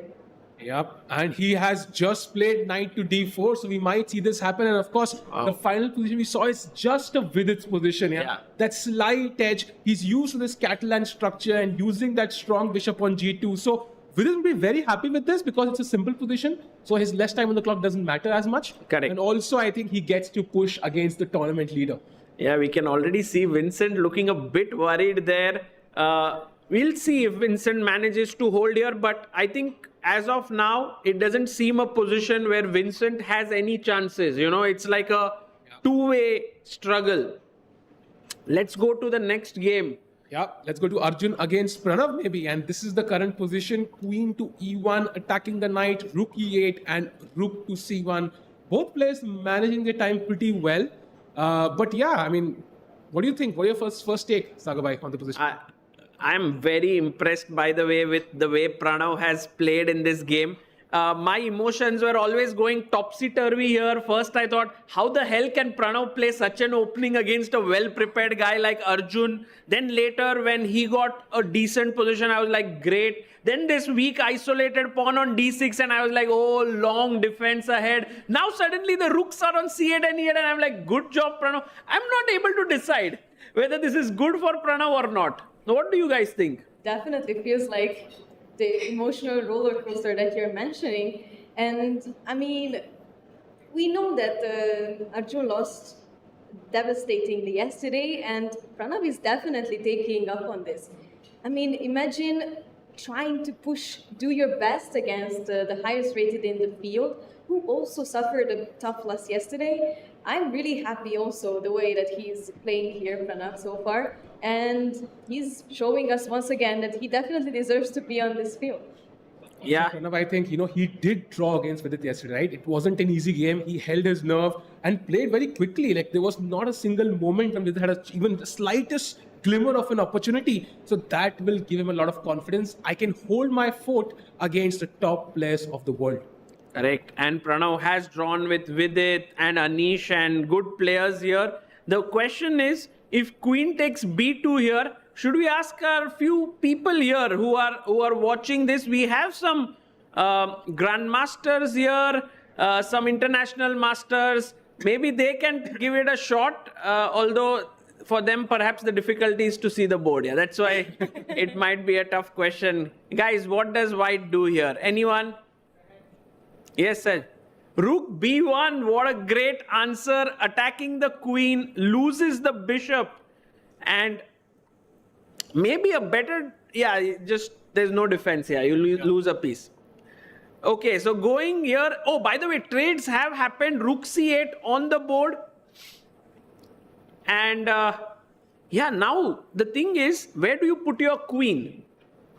Because queen B1, possible to attack the knight, but then there's this very interesting move, knight D2. Yeah, and if you take, of course, the black queen enters, and at this point you have to start debating who's actually pushing for the win. Yeah, is it Vidit or is it actually Pranav? So queen b1 not a good square. You can't interpose with the rook because the knight controls it. And let's say queen e1, the engine's first preference. You put pressure on this knight, so it gives you time, to at least save this pawn for now. So queen e1 maybe played on the board by Vidit.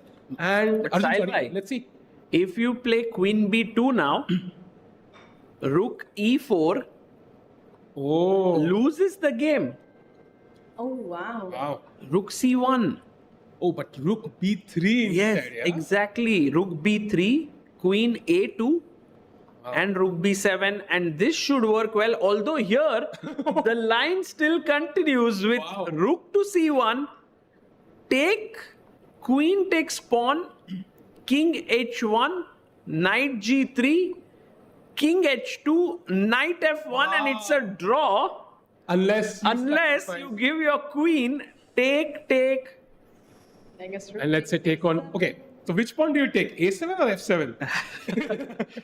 Imagine reaching this position. Pranav is like, okay, I assess this as good for black and goes here. But Arjun will, sacrifice his queen in that position. Yeah. There's no doubt about it. The only question is how much, winning this is. I'm not completely sure.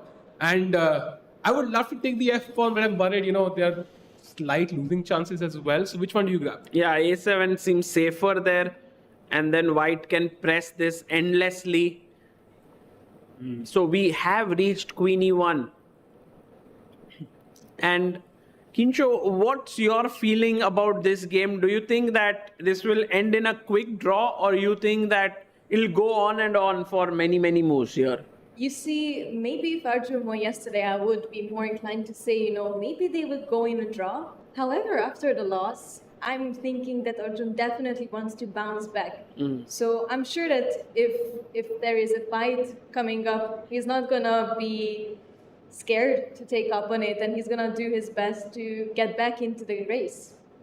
Nice. Okay, so very interesting take there that the previous day game would impact Arjun a bit here. Let's go now to Awonder Liang versus Nihal Sarin. I don't know if you noticed that moment when Nihal came in late at the start of the game. We missed it. He came in late, and Liang had that huge yawn at the start of the game as he was waiting.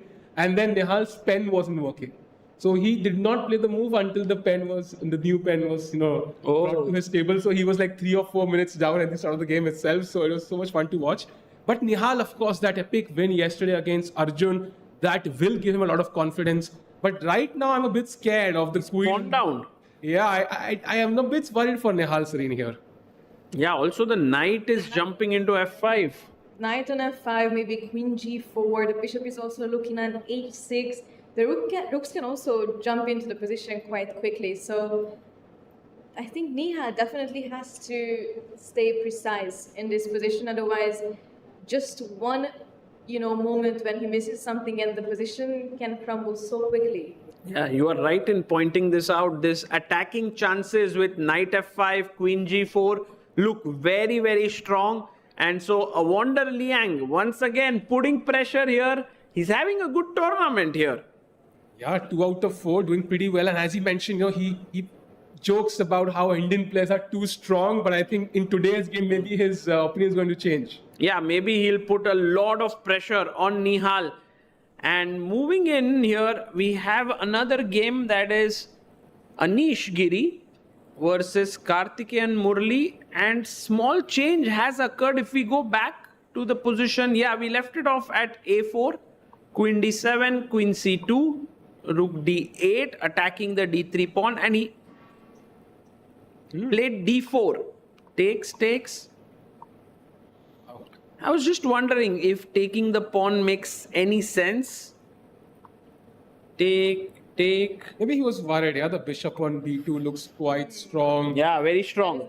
c6 pawn is weak. Back rank issues as well. The rook on a5 looks a bit, it looks optically a bit weird. So I think maybe he went for the logical choice. And somehow the bar really thinks black is absolutely fine here. Yeah, because a4 pawn is falling. Yeah.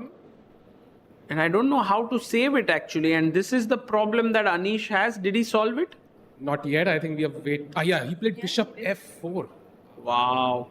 What if I simply chop off the pawn? Rook takes a4, rook takes a4, rook takes a4. And then we see a nice move from white actually.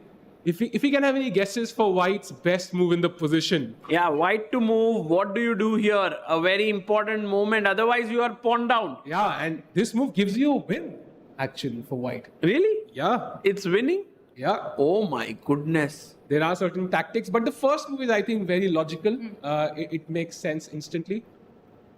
Any guesses? Yes. Yeah. Oh, Hawkeye there. Bishop takes c7. And if you take it, then it is checkmate in 1. So not an easy position. Anish has seen this. That's why bishop f4. But as of now, this is the current position. And we are waiting for Karthikeyan to play. You see, this is a very interesting position for me because it can be so two-sided. Both players have chances to strike at some point.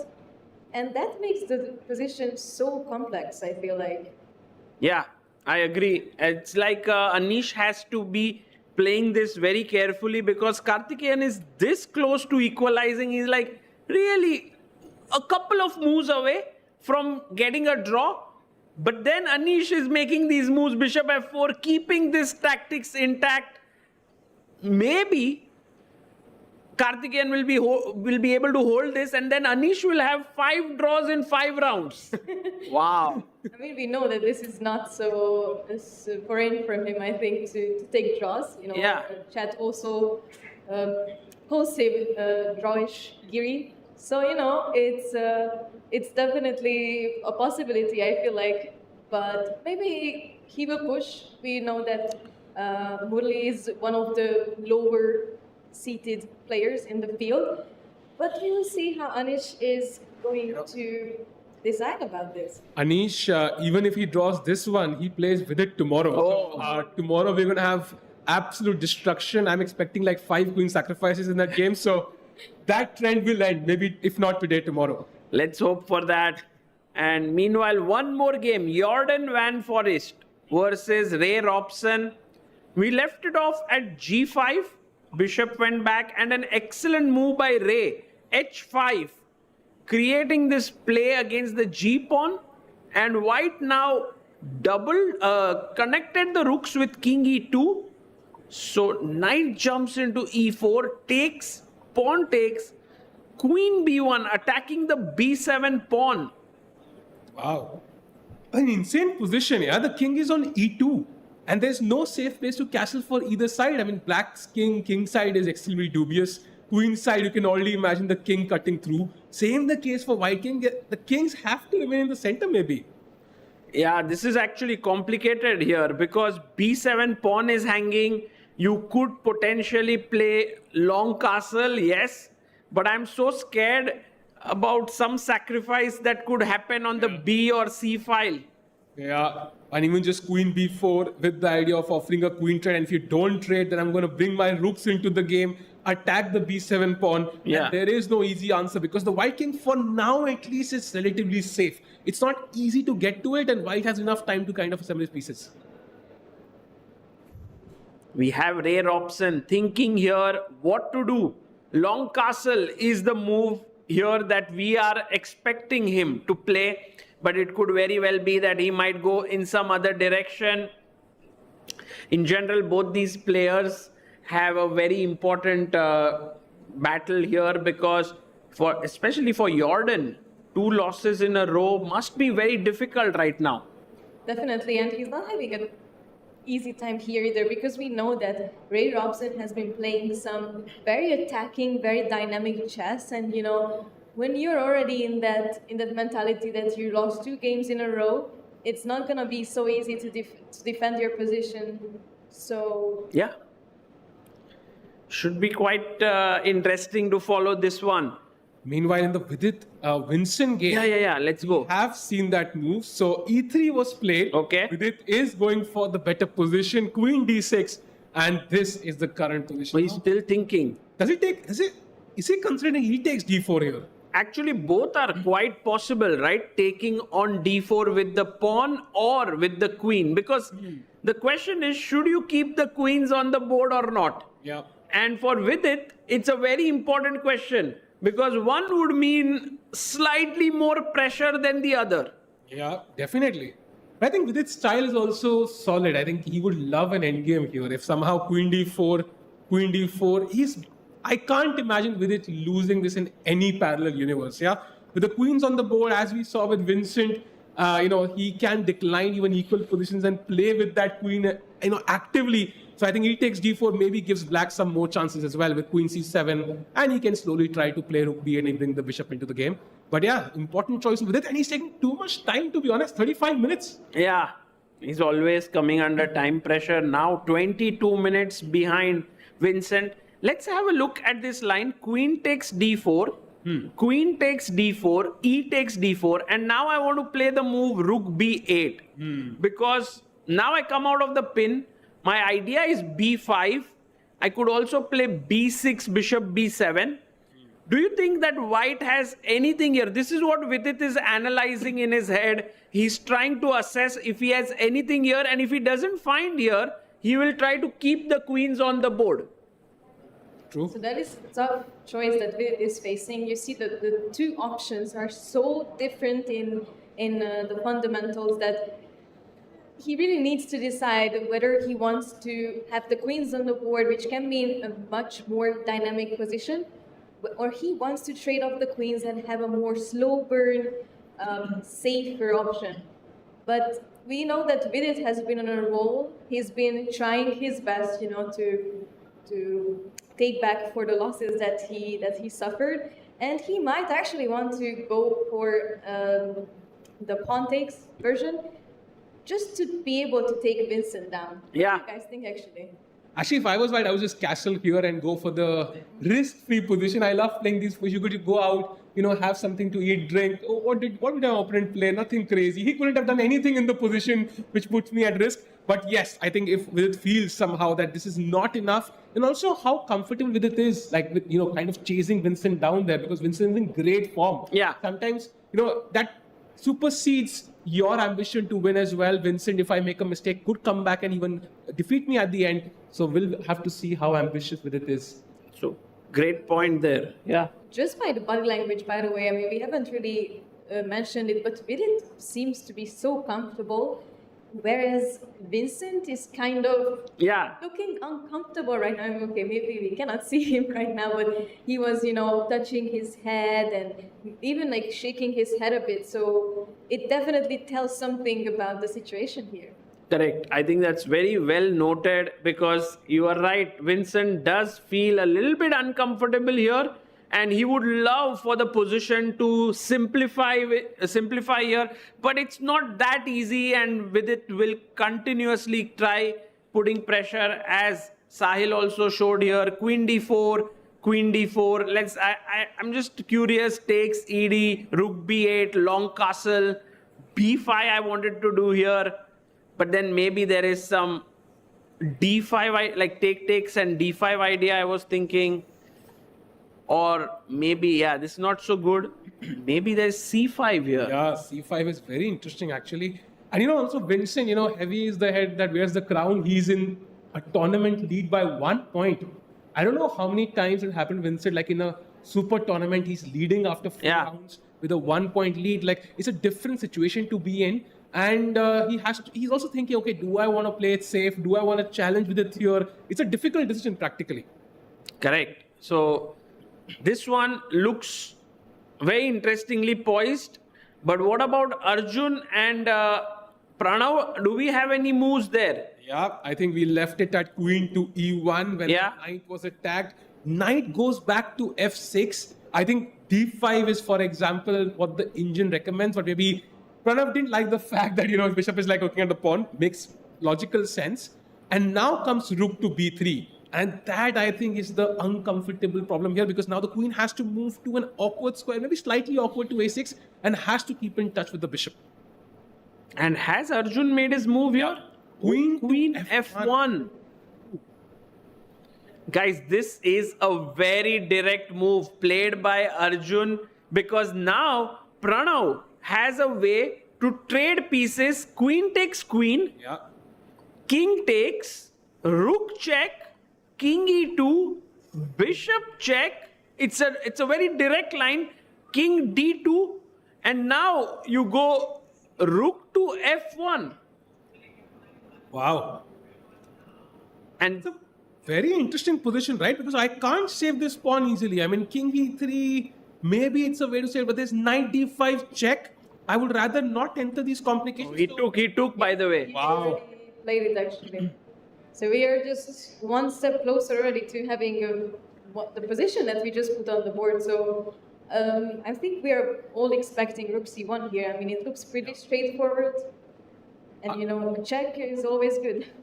I think Arjun, maybe, I'm not sure how happy he is right now with the position, because he lost yesterday in that crucial game. Was one move away, a couple of moves away maybe from holding that game as well. And Pranav would be super proud of what he has right now. Now rook c1 feels very logical, activating. The rooks are meant to be active pieces, yeah? Let's push them. I am super impressed with how Pranav has played today, guys. Just his way of approaching this game is so fresh. Because when you take on Arjun, you are always worried about his opening prep, and this guy goes in, prepares a new opening, and now so close to equality, and getting a draw with black is really a big achievement for Pranav. If he does it. There's a big if though. With a 200 rating point difference. Wow. That is a big deal. True. Okay, so we've kind of gone through these games. Can we just look at Nihal once? Yeah. Because Nihal versus Awonder Liang, suddenly Awonder makes a move that's the most natural move on the board and loses all his advantage. But I think this pawn is now hanging. So that is going to decide where this game moves now. Is this pawn edible or not? What? I mean, it's very, very good question, Sahil. And I assume that if knight takes, there's bishop takes h7. Am I wrong?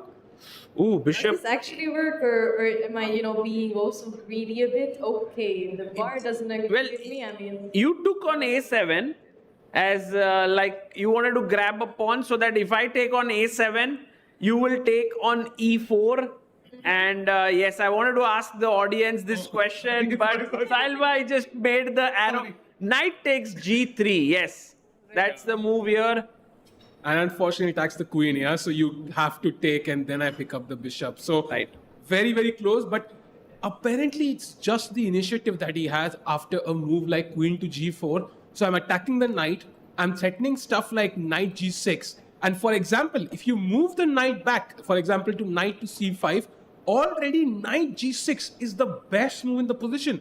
Now, this is not easy to calculate. For example, takes king h8, and now the engine calmly says, let's play a5. What? No way a5 is the best move, and White will find it. So very interesting position, and Nihal has a critical decision to make. Yeah, knight takes e4 is a move because after queen g4, this exact line which you mentioned is where Nihal is thinking, can I go into it? And because if I move my knight on the other side, he's sacrificing his knight on g6. Can I go to g5? Yeah. And after bishop takes, pawn takes, knight f3. He took. Let's go. Nihal Sarin does not fear anyone, yeah? And he gave Leong a nice stare at the end. He looked at him, put the pen down. Okay, I've taken that pawn. Now you show me. Oh, and Awonder goes queen g4. What is Nihal's option going to be here? Is he both looking at each other carefully? Yeah, like look at that. Look at Nihal. It's really a stare competition here, and I'm sure that Liang is actually very, very comfortable with this. I mean, we've seen some of his crazier games as well. He's really dynamic. He's really tactical player, and I'm sure that he saw this actually through. I mean, even his speed of playing this game just shows that he was really looking forward to this line actually. Yeah, but now there's only one good move for Nihal Sarin, which is to move his knight on g5, and that's not something that is so easy to understand because after bishop takes, pawn takes, and knight coming back, black has a lot of weak pawns. Look at a7 pawn, lonely, c6 pawn, lonely, e5 pawn, lonely. But okay, I mean, white's pawns are also lonely. Yeah, true. But I think somehow these pawns open up the black king a bit more somehow, so it looks a bit more shaky. But I think overall, even after maybe knight c5, he goes for anyways. Yeah, the line we saw with a5 anyway is not that easy. And the fact that he took that pawn means both the players have seen what's coming. That's the main thing. So I wonder how much time they will take now. Yeah, I wonder what Awonder will do after knight g5. But very interesting. I think this is a key moment in this game. It could be the difference between a draw and maybe one of the players having some chances. I think right now it's Awonder who has all the chances if Nihal slips. By the way, Kinsho was absolutely correct because Vidit has taken with the pawn. Oh. He says no endgame for Vincent Keymer now. And now rook to b8 and Vidit simply castles. And he's saying, okay, the queen is a bit misplaced. You are not, you don't have a destination for the bishop just yet. So maybe white is a tiny bit better. Ambitious, yeah? I completely agree with you guys. I mean, as I said, I feel like Vidit is trying to tell Vincent that, you see, your role is over. I want to take over. I want to show everyone that even after some difficult games that I had earlier in this tournament, I do have the strength, I do have the mental ability, and he's proving us this right now. Yeah, absolutely. And for black now, the question is, where is his counterplay? Should we go b5 here to activate our bishop? That does look like a very logical move.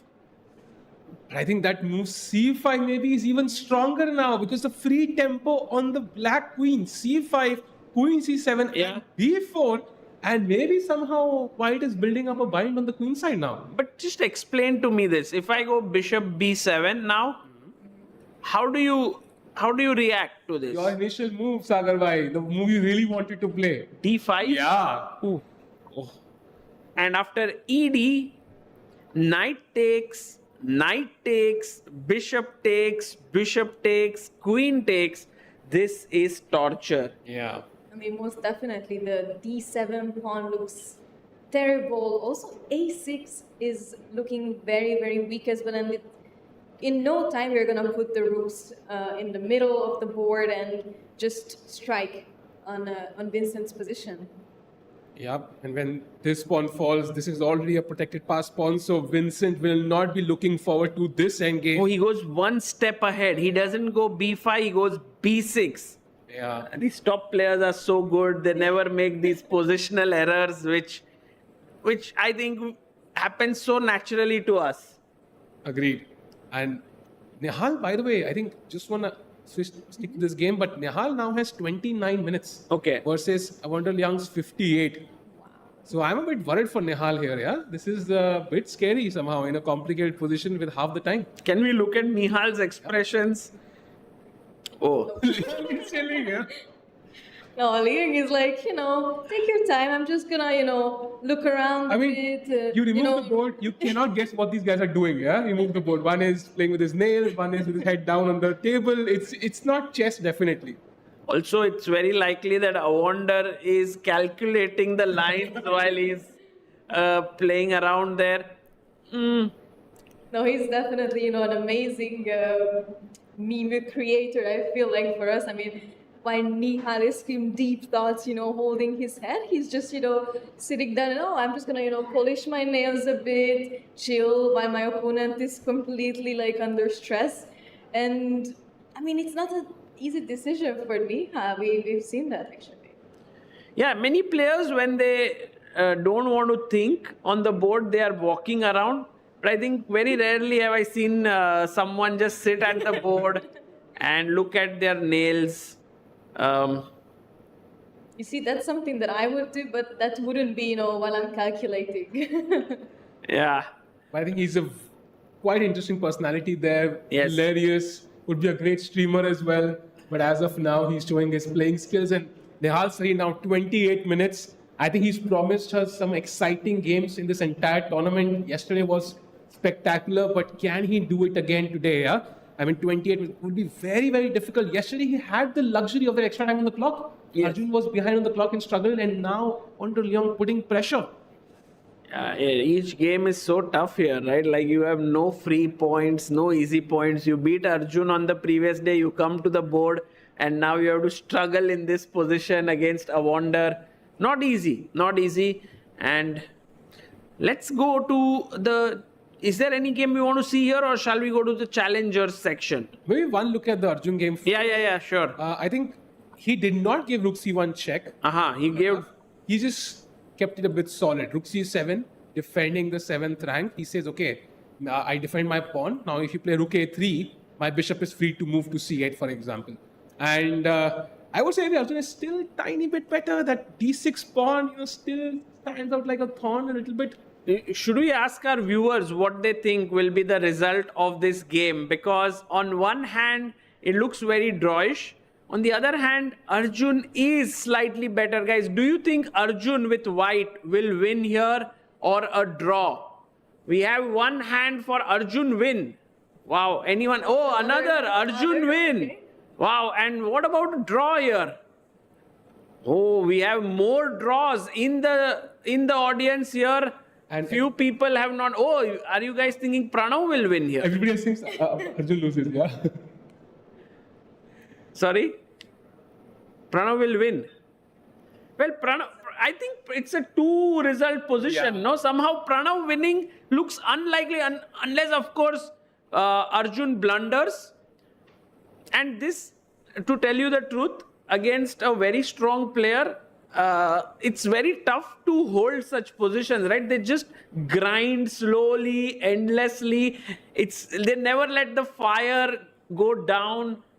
Have you ever faced like a very strong opponent who you're very close to a draw and you're there but not just there? I actually can very vividly remember this one game against Grandmaster from France. I will not remember the name right now. I'm really sorry, but I played this tournament in 2023, and in the first round, I think I faced my opponent, and we had this end game position completely draw 0-0, and this is the first time in my life that I am ever facing a really strong opponent, and I feel like I can hold it. But of course, he was amazing at end games. And after like 3 or 4 hours even, holding the position, I blundered, and it was such a natural mistake. And he took up on it, and I just lost very easily in the end. So it just goes to show these players must be on the top of their end games and the game skills, because otherwise one small mistake can cost the whole game. I think we have seen that one small mistake potentially. For example, the best move was bishop c8, but there was that irritating move knight b5, attacking the rook and the pawn. So to avoid that situation, Pranav plays bishop c4. But now, as you can see, the bar has gone up to plus 0.7. Oh. And apparently b3 is a nice move, kind of forcing the bishop to choose where you want to go. And yeah, if bishop d3, apparently even b4 now, and you keep pushing those pawns, and Arjun at least is the one pushing, has more time on the clock. This is... Man, you know what? This reminds me of all my battles against some strong grandmasters who would always be like, okay, Sagar, you play well, but not well enough, you know. They grind it out. I'm actually, in a way, rooting for Pranav to draw this game because he's played so well. But I must say that my heart is with Pranav, but my mind keeps saying that Arjun might just take this one home. And it will be a big win for Arjun. So do you think two Indians are actually now kind of working together? On one hand, Arjun is like, okay, I'll win. On the other hand, Vidit is saying that I'll stop Vincent here. And then there will be two leaders, joint leaders. I think they've done it before, yeah. The candidates tournament, Vidit defeats Hikaru twice and Gukesh qualifies for the World Championship. So I think we have so many Indians playing in every top event now. It just happens as a coincidence that they're helping each other. And talking about helping each other, if we can go to Nihal's game again, he has chosen a square for his knight, and it's knight to c3. Wow. And that is a big mistake apparently. No way. Knight g6 is a scary move.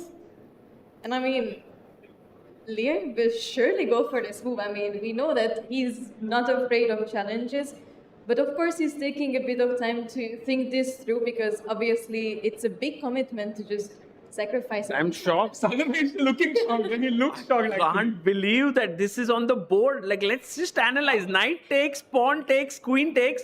A small question to our viewers here. King f8.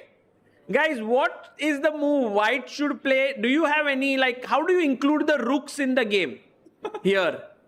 Because king is on f8. Do you go rook a3? Anyone here? Oh, bishop h6, not... Viewers cannot be fooled. Fantastic, very alert, not falling for any of the tricks there. So king has to go to h8. Only move. And now if we go bishop h6, trying to threaten mate in 1, there is rook g8. Yeah. And that's why you first give a check apparently. Okay, king g8. King g8. And now bishop h6. Oh, he took it. He took it. Awonder. Let's go. It's a brilliancy. Awonder Leong could be moments, you know, maybe a couple of hours away maybe from defeating Nihal Sarin. Who knows? Do you think it's that straightforward, this line with sacrificing? I don't know, like the engine gives a huge advantage. I think it's a very interesting position to analyze. He gives a check. I'm pretty sure he'll repeat once, queen h6. Yeah. Because Why not take 1 minute extra on the clock? Any chance he takes a draw? No chance, yeah. No way.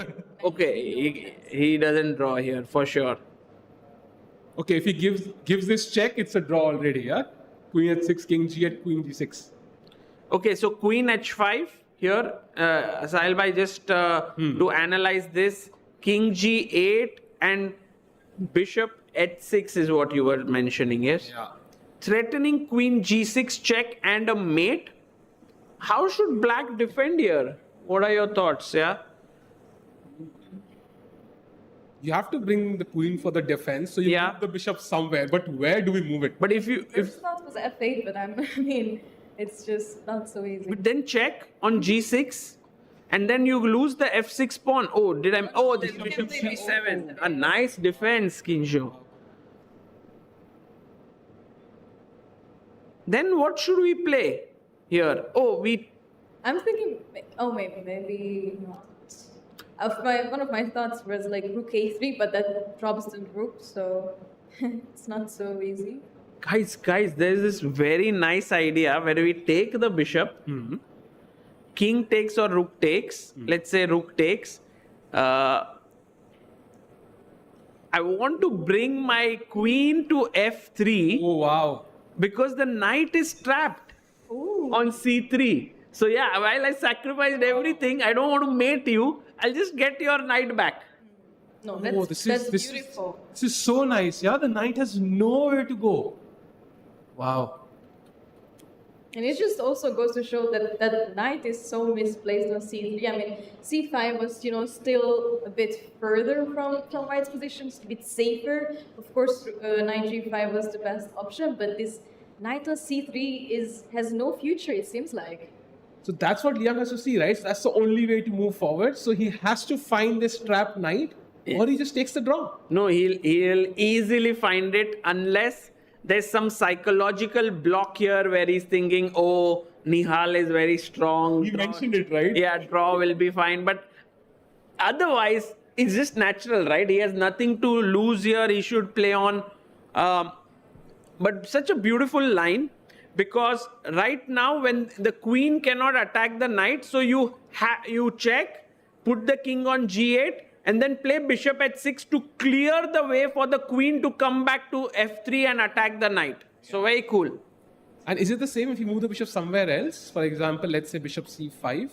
But maybe now the knight is not trapped as bishop comes to d4. So we have queen g6 check, king h8, queen takes f6 check, king h7, and now maybe queen h4, keeping this attack rolling.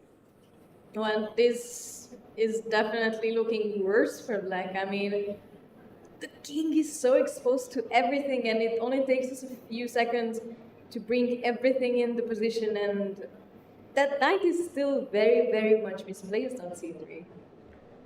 I think he goes for it because he has time. If the time situation was reversed, maybe I think Liang might not find it. But in this situation, he has a draw in one move. He can literally think for the next 40 minutes and find everything on the board. And he is likely to put a lot of pressure on Nihal here. I can put something on stake that that Awonder is not taking a draw here. Sagwa, you've not given us the previous house, I think. No. Yeah, actually, I lost that. So now I can't put my house on stake. But maybe here, it's pretty clear. Yeah, if Awonder does take a draw, then I would be shocked. Yeah, but I'm sure we all have faced a similar situation when you're offered a draw and you feel like, I do have some initiative, but maybe I'm playing a much stronger opponent, or I'm just not feeling the most confident. I'm not my most confident self. And I'm sure that it has happened to every chess player in this room as well, that you face this situation and you're alone with all your thoughts and you're like, I have an immediate draw, I can just go take a rest. But on the other hand, if I win, that's gonna be such a glory moment for me. Yeah, that's true. That's such a nice point there, Kinsho. Also, it means Awonder, even though he has a higher rating than Nihal, would still be thinking that, hey, look, I'm worse than him. But I personally think that's not going to happen. Let's wait and watch for this one. 52 minutes for Awonder to take a call here. We have Arjun Erigaisi against Pranav, where He did find one of the best moves, yeah. Knight to d2 again, forcing the question. Yeah. And the bishop goes to d5. And now the best move yet again, pawn to f3. he's taking away squares, yeah? Squeezing drop by drop. Yeah, water out of a stone. Like if you didn't know Arjun was playing as white, you would say it's Magnus. Yeah, exactly. F3, then B3, take away the E4 square, take away the C4 square. You don't have the C2 square because the knight on D4 controls it. As you rightly pointed out, bring the king in, king F2, king E3, put the rook on A6, attack D6. Oh, torture. Torture, yeah. He's doing everything in his power to make Pranav as uncomfortable as possible. And Pranav is like this monster, yeah, who loves tactics and everything. And suddenly he's like, there are just no tactics. What should I do here? How can I mix it up? Yeah, this is looking bad for Pranav. I must say, this is not good. I mean, he needs to be extremely precise here because once again, there are not that many future plans in this position because the bishop is so difficult to place.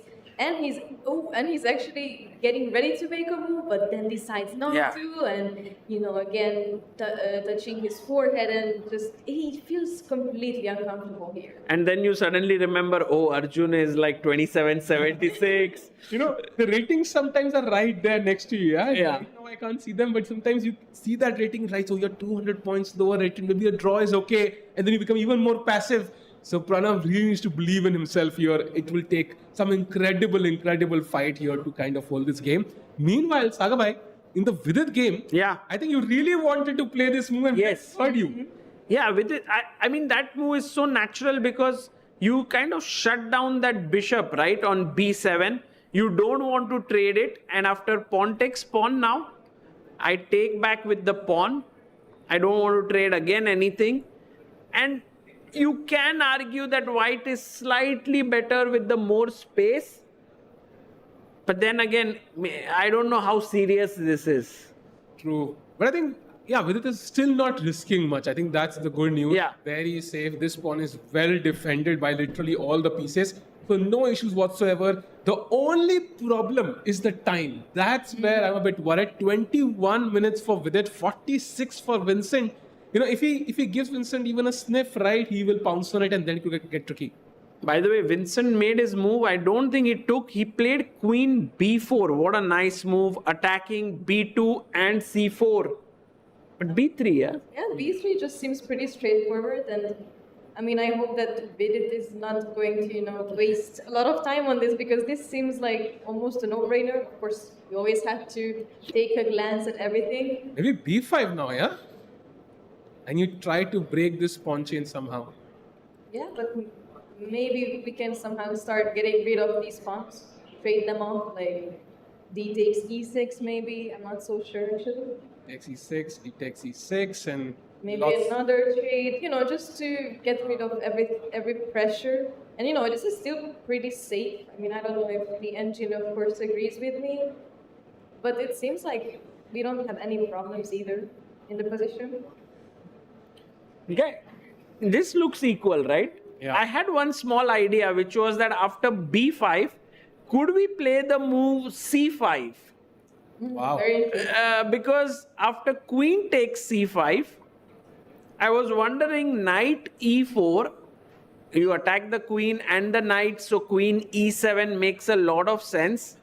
And then d6, queen d8, knight takes knight, queen takes, and here maybe there is this bishop b7, rook b7 and rook c7. Wow. You always manage to find these very, very interesting lines, I feel like, because this was not in my mind at all. But you see, you saw this so quickly, and I mean, this looks like a tough choice for both players, but to do here, especially for Vincent. And it's pretty much forced, yeah, once you enter this, and now you have to take because the d7 pawn hangs.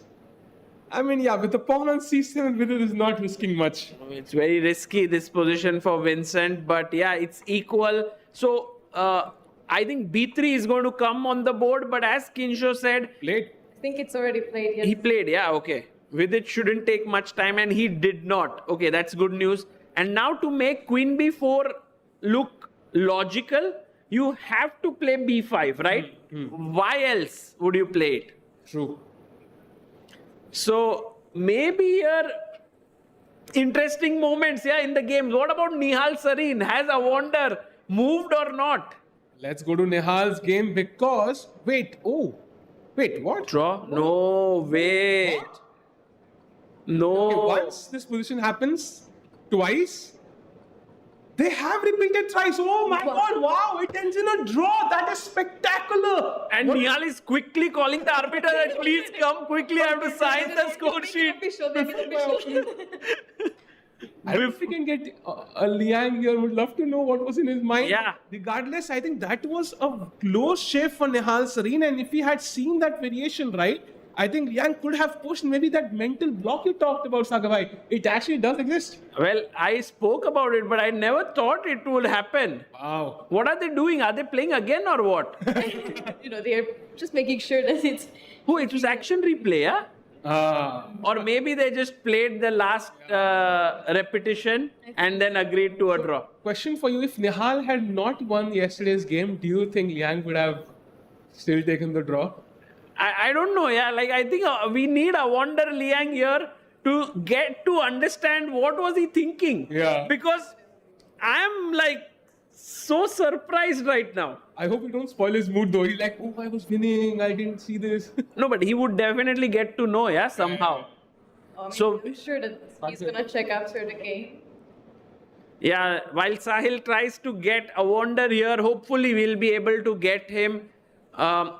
A draw with Nihal is never a bad result, but from the position that it happened, perhaps a Wonder might not be very pleased. And we would love to know his thoughts here if he joins us. And what are your feelings right now? Are you as shocked as me, Kinsho, or you think you expected it? I am just as shocked as you. I mean, knowing Liang's playing style, this was definitely unexpected in my opinion, but he did mention it to us that he's trying to lose the least amount of times as possible, and grabbing a draw against Nihal is never a bad option. But I do feel like I did see some remorse in his eyes. You felt it, yeah? Oh, okay. I mean, once they finished the game, Nihal completely let go and showed his feelings about the game. He was like, no, this was not good. And maybe Liang is like, oh man, maybe I shouldn't have taken the draw here. But as I said before, we have all faced these sort of situations, and I'm sure that this is not, uncommon for him either. Do you think that in chess, it works this way? Like yesterday, a Wonder was worse and rare option took a threefold repetition, and now today it went the other way. So it all balances out in the end. Do you have that feeling? Because I do hear some players saying like, hey, I am very unlucky. Every time I have a winning position, I lose or I draw. But I don't think they remember the times when they have bad positions and then they win or draw. Yeah.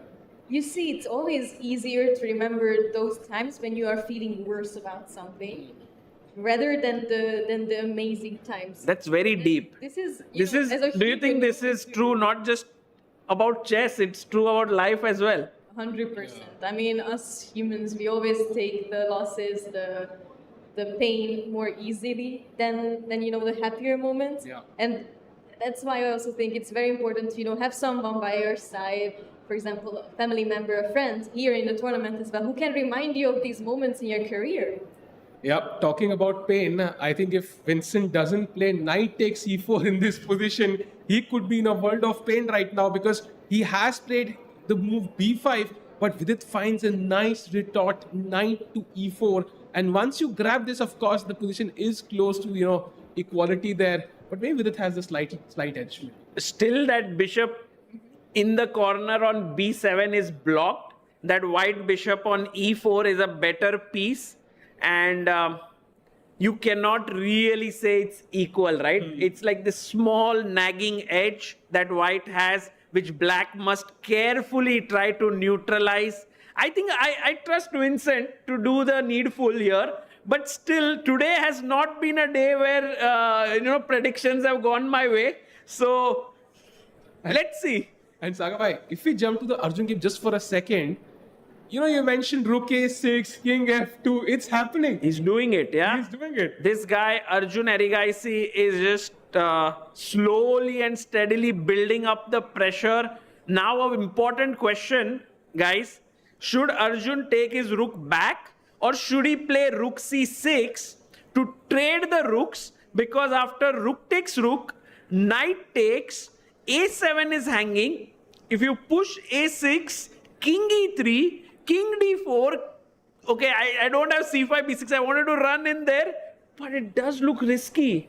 It is, and you can't play King G8 because there is knight a7 check. So it's very difficult for black here practically. If the king was somewhere in the center, I think it would be an equal draw, but it's also a committal decision, right? Once you trade rooks, you can't go back. So maybe this is the moment when Arjun will take a deep think, and figure out if he actually has chances in the endgame. Yeah, from Arjun's face, you can never make out what's happening. He's so stoic. I think there was this one reel or something I saw where Pragnananda was asked, are you ever able to realize that what your opponent is feeling and so on? And he's like, yeah, there are some players who emote, and I'm pretty sure he was thinking about Hikaru, Jan Nepomniachtchi and so on. But then there is Arjun Erigaisi. He spoke his name and he was like, one can never decode what this guy is thinking. Yeah, absolutely. And right now, yeah, this poker face is so important, not only in poker, but in chess as well. I mean, if you give the advantage to the opponent to know what you're thinking, they're going to use this against you. And, when you start shaking your head, when you start doing these repetitive things that, it's the sign of being annoyed, then, I'm also going to be like, what, I'm going to annoy you even more. So I can piss you off maybe, and then I can take the win. I know for a fact that Sahil is not someone who is as stoic. I think you emote a lot. I've seen you doing like and like stuff like that. What about you, Kinsho? Are you like Arjun, or are you like Hikaru, Nepo, and so on? You see, I've been told that you can see it on my face when I'm disappointed. So I've been working on it. In the beginning of every tournament, I always forget about this. I always forget that it doesn't only matter what's on the board, what's outside the board as well. And in the beginning of every single tournament, I let myself show how I feel. But, once I'm being told that, look, maybe you should pay attention to this as well, I'm trying to, always keep myself together and not let my opponents know how I feel. So I think this is super important, and I myself also try to pay attention to it as much as possible. Yeah, well, very important, these little things in chess. Meanwhile, should we go to the challengers section and have a quick look at what's happening there? We have today being a very, very quiet day at office, yeah? All the bars right in the middle, I was scrolling through, you can barely see even a slight edge. And there's a slight, a tiny edge in the Harika game, but even that right now feels pretty even, Stevens. So maybe, we have had too many results so far in the previous rounds. We've been spoiled. Yeah, I don't know. Maybe things will heat up, right? It's not like these are drawn games. Yeah. But could we just look at this game of Abhimanyu a few moves ahead? Because he is the sole leader in the challenges. He's on 3.5 out of 4. And we have his second sitting there. I am Kushagar Krishnatar here, who I always find him to be quite relaxed in general. I was talking to him and he liked this position that Abhimanyu had. And he said there are chances for Abhimanyu to try. But somehow the only move that, our engine is telling us, Bishop E5, is such a committal move, giving up all your dark squares when your opponent has the dark square bishop. It's not an easy one. Ideally, you need something else as black, yeah? Maybe Harika has managed to pose some real questions to Abhimanyu. And let's say bishop takes E5, pawn takes, knight takes, pawn takes, and then knight to B4. Maybe Abhimanyu is okay with this. But then again, think about this. At some point, if I put my rook on d6, and then, you take, my pawn moves away, suddenly the bishop is unleashed on this long diagonal. I'm super stressed there. Yeah, this is what you don't want. This is game over. In this case, you could have an extra rook here. It would not matter at all. So yeah, I think rook d6 is a crazy idea. I think knight d3 is the idea, maybe just to get that bishop on b2 somehow. So maybe e4, and Harika at least pushes on for a while. Yeah, let's see if this line happens. Actually, I'm curious. I'm curious if Abhimanyu can sense the danger here, because on one hand, he is ambitious. I want to reach 4.5 points. Harika is not having a great tournament. She's on half out of 4. But then you can't disrespect the chessboard, right? You have to respect the position there. True. I mean, of course, I completely agree with you guys. This is not an easy choice to make. I mean, it also looks a bit unnatural, a bit a not so intuitive move for us to get rid of that bishop. But I'm sure that once Abhimanyu follows up on the lines, he's gonna see that after knight b4, it's gonna look a bit better for him, actually. Right. Okay. Should we go to any other game in the challengers, Salva? Is there anything particularly that catches your attention? I think Pranesh Leon, should we check once? Yeah, I was thinking of that game itself, and I can see that pawn on c3, but instantly as we reach the board, it has been captured. And this game also feels quite equal to me. I think, yeah, rook endgame, maybe black, rook b5, but I have the 7th rank as well. So pretty even sequence. I think this will be a draw. Yeah, you rightly pointed out this move, rook b5. And if rook d4, then maybe there is this c5 break somewhere. Takes, then you take on c5, then if, yeah, this is exactly. And you basically trade and go for a badminton session at 8 p.m. if you are Leon. Sorry? Pickleball today. Oh, the badminton session has been changed to pickleball. Got it. Well, and It sort of feels like Monday has reached everyone. I mean, we know that, Mondays are always so painful. And I feel like, the players are also feeling like it is a typical Monday in the office when you take things a bit slow, a bit peaceful. But maybe... Monday blues, yeah? And don't want to work too hard today. But somehow the time control is our last resource. So once we reach that phase, suddenly we might see mistakes everywhere. So yeah, this one will for sure. This one is going towards a pickleball, yeah. So a draw coming in here.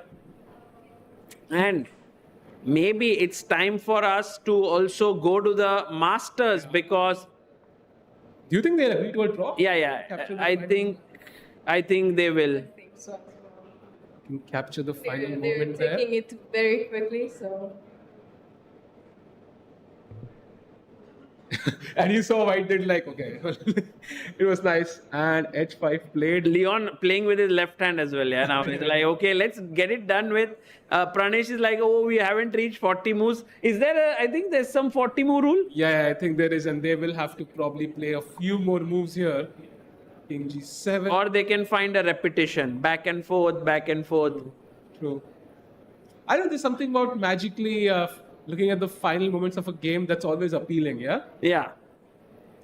I like the players' expressions there, whether they will, speak to each other, whether they will smile. Because chess is such a serious game. Even if there's small emotions there, we all get super excited. Yeah. Both the players are often showing nothing on their face.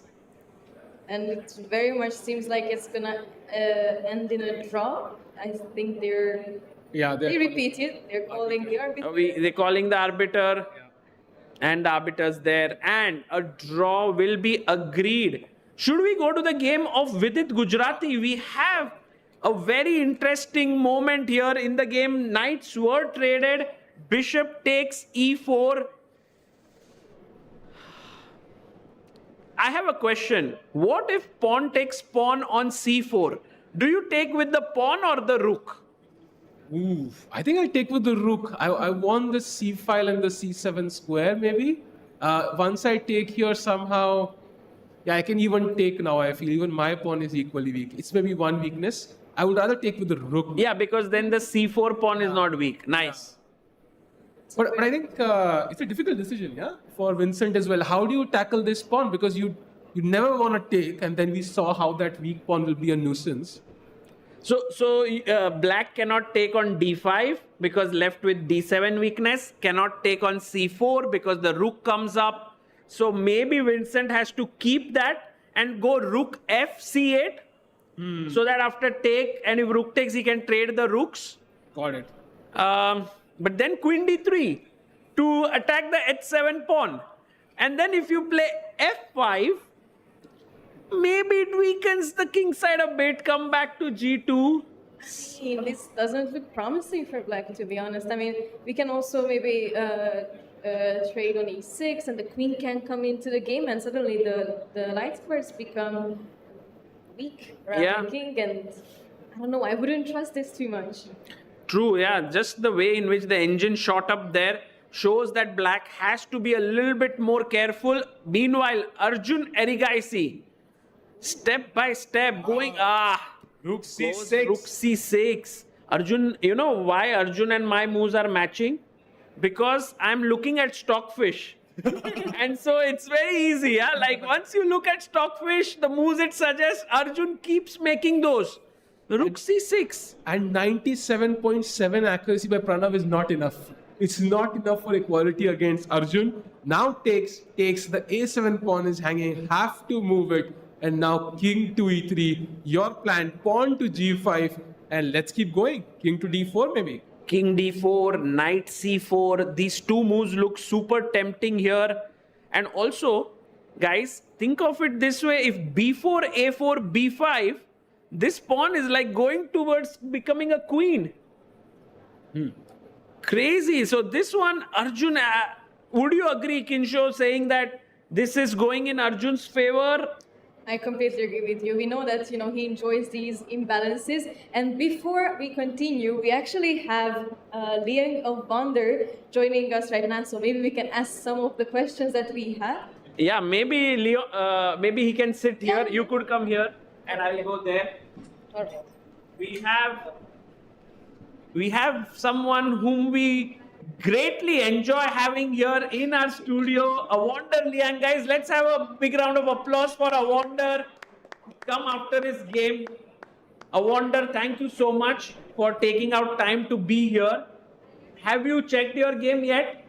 I haven't checked, but Sahaj gladly let me know, Awonder is such a bad player, blah, blah, blah. So.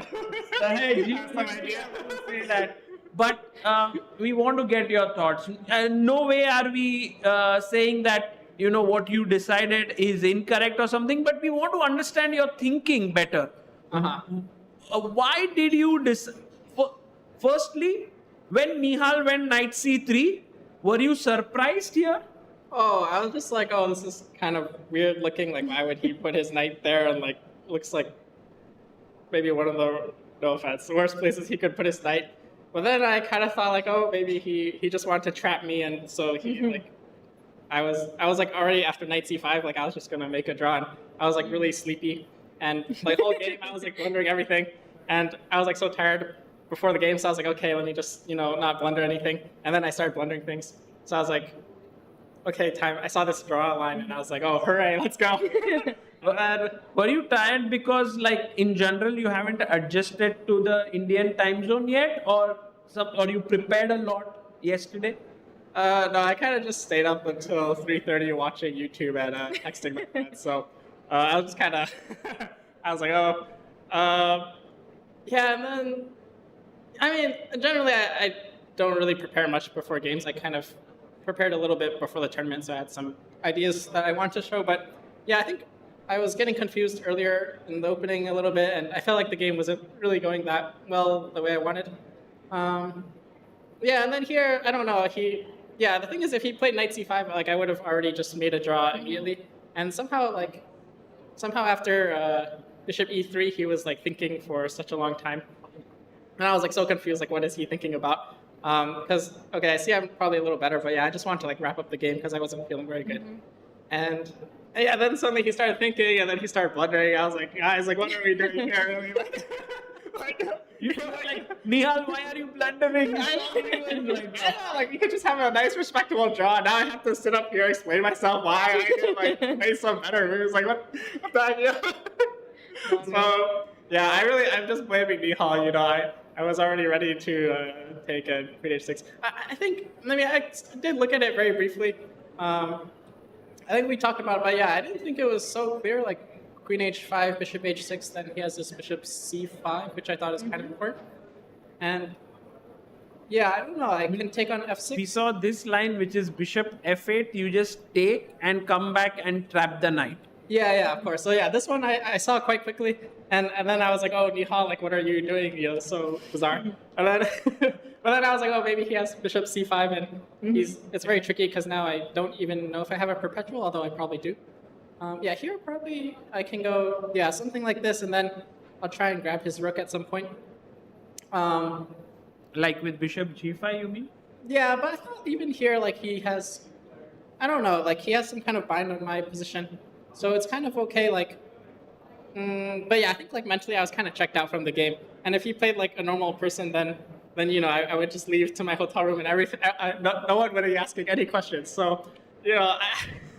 I mean, you know, we love your honesty here. I mean, you know that you're having a great time, you know, trying out everything in the media room, you know, getting into all the camera details. But we actually thought that you would go into this challenge. But of course, we understand that, you know, you needed to take some time for yourself as well to have some rest. So, I mean, it's amazing to have you always here. And Sagar, if you have any more questions, I mean. But yeah, go ahead. My question, Awonder, was did Nihal beating Arjun yesterday play any role at this point or not really? I think it was, I mean, it looked like a very complicated game. I wasn't really sure what his intentions were before the game. Also, I think, in general, I'm not really sure like what the impression of other players on me during this event is, if they're trying to be really ambitious or not. I mean, he played the Sicilian, which he plays somewhat often anyway, so I thought it didn't seem that out of the ordinary. But yeah, it's kind of hard for me to tell like whether people are trying to beat me in general or whether we're just playing normal games. I don't think it really factored into the game, but then, yeah, at the start of the game, I just felt like I wasn't really thinking very clearly. So anyways, I think opening-wise, I had probably, maybe I knew it a little better than him. It was kind of hard for me to tell. But yeah, I think in general, I'm not trying to, you know, if someone is donating some points to me, I might take it on occasion, or like today, maybe not, right? So, but yeah, I don't think there are any weak players here. So I think. Would you feel a bit bad about this result, or you just brush it off? How do you take it? Like after you know that you were better at the end? I think at least, I mean, I did spend like 5 minutes on it. It still looked a little bit complicated to me, honestly. And I mean, maybe the engine says something, but I think for me, because I don't know, normally I sort of like to have a plan during tournaments and I kind of stick to it. And there have been times when I deviate from the plan, and I even get like very good chances or good opportunities, but then it doesn't really work out. So yeah, nowadays, you know, we stick to the plan. But you know, I think as I said earlier, if he just played like a normal person, put his knight at c5, like I don't know what we would be talking about this. So you know, I blame Nihal for having me come up here and explain myself to everyone. No, thank you. We appreciate you coming in here. I wonder if you have like couple of minutes, could you give your thoughts on the remaining games here? What do you feel? Oh yeah, sure. We can have a look at the game of your countrymate here, Ray Robson, playing with black against Jordan. Looks quite complex, the position. Yeah, I think probably it's simplifying down because I think black has to trade the queens now, I would guess. Yeah. Although, I mean, no offense, but looking at Jordan's game yesterday, I would probably trade the queens any chance that I get against him now. But I think, yeah, this probably looks very simplified now. I think it looked good for Jordan earlier. That was my impression. But then, I don't know, Ray was doing some funky stuff, I guess. And yeah, it sort of seemed like maybe the queen could have entered the position on the white squares, perhaps. I mean, I'm not sure what your thoughts were earlier on how it looked like. Yeah, I actually remember exactly what I thought during this time because I was walking around, and then I was like, "My game is going to be a draw. Let's go!" Right? so I was just like dozing off into the wilderness.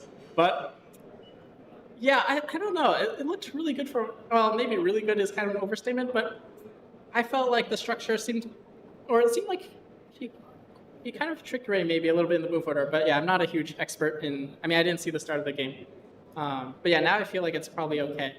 Okay, so around even, yeah? You would say Yeah, I think so. closer to a draw here.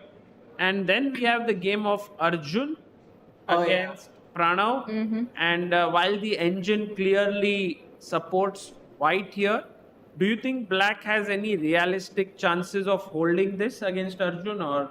Absolutely not. And not like against a normal person, yes, against me, it would already be a draw, as we know. But against Arjun, guys, just like add another one to the evaluation. So this one's over, calling it right now. You can bring him into the interview before the game ends. Nice one there. So you really believe that Arjun will convert this? Yeah, it's just his endgame skills also pretty good. I think, yeah, it's hard to tell like what his skills are. I don't really know if he has like so many skills in chess, but somehow he's just like hypnotizing his opponents. During my game with him, I felt like his pieces like they're moving like twice as far as mine. I was like, guys, like he clearly did have like the same pieces at the start of the game as me. It was so unfair. So yeah, I don't know why I'm playing in the same tournament as him. Like so unlucky. But yeah. So this one, guys, is already over. His knights, they're like super knights. They can move to like 12 squares or something. Oh, nice. Okay. What about Vidit versus Vincent? I think we are at this point where G6 was played, Bishop G2, and this is the live board right now. Yeah, I'm not sure. I like both players. They're very very human players, very normal. I felt like Vincent was doing something a little funky in the opening. I couldn't really tell what he was getting up to. It looked like he was kind of worse. I'm actually not sure. But yeah, I don't know. But then I guess now kind of looks like they're trading off everything. So I feel like this one's probably just going to simplify. I mean, you can always take on c4 or take on d5, and I guess you're slightly worse there if like takes bishop takes. So yeah, black has to be a bit careful, but also like, I mean, generally the position is very healthy, so I don't see any issue. I feel like Vidit always has his very slight pressure. But yeah, I don't know. So would you say that this is going to also end up in a draw, or do you think that maybe white has some chances, maybe it will become imbalanced and maybe white can take up on this position? No, I think Vincent is too solid. He shuts it down. But yeah, against a lesser opponent like me, perhaps, Vidit for sure going to win this game. So yeah, I think this one Vincent will be able to hold. It looks a little bit unpleasant still, but yeah, I'm not sure actually. Like the more I look at it, the more unclear it looks. But somehow I have faith in Vincent. Yes. Okay, and the final position is Anish. Well, Anish Giri. I'm not even going to say anything. Why are these two players so seriously sitting there? I know, right? Like I was basically napping in my game at the end, so yeah, I think he probably thinks he can still push a little bit. As a brilliant technician. Yeah, I mean, we know that Anish is always pushing as long as he can. Maybe if he can find some small tactic, but I mean, it doesn't seem that way to me. Sure, he's going for the record again. I have it circled on my calendar. Round 8, have to draw Anish. So, guys, I'm not going to ruin his streak. Don't worry about me. Yeah, well, right now it will be 5 draws out of 5 games for him. But let's see if anything changes. Awonder, we are very grateful for you coming in here, spending your time with us, with the fans. And we wish you good luck for the remaining games. We will be taking a very short break. And on the other side, we will move to the completion of all the games. So stay tuned. Thank you very much, guys. Thank you.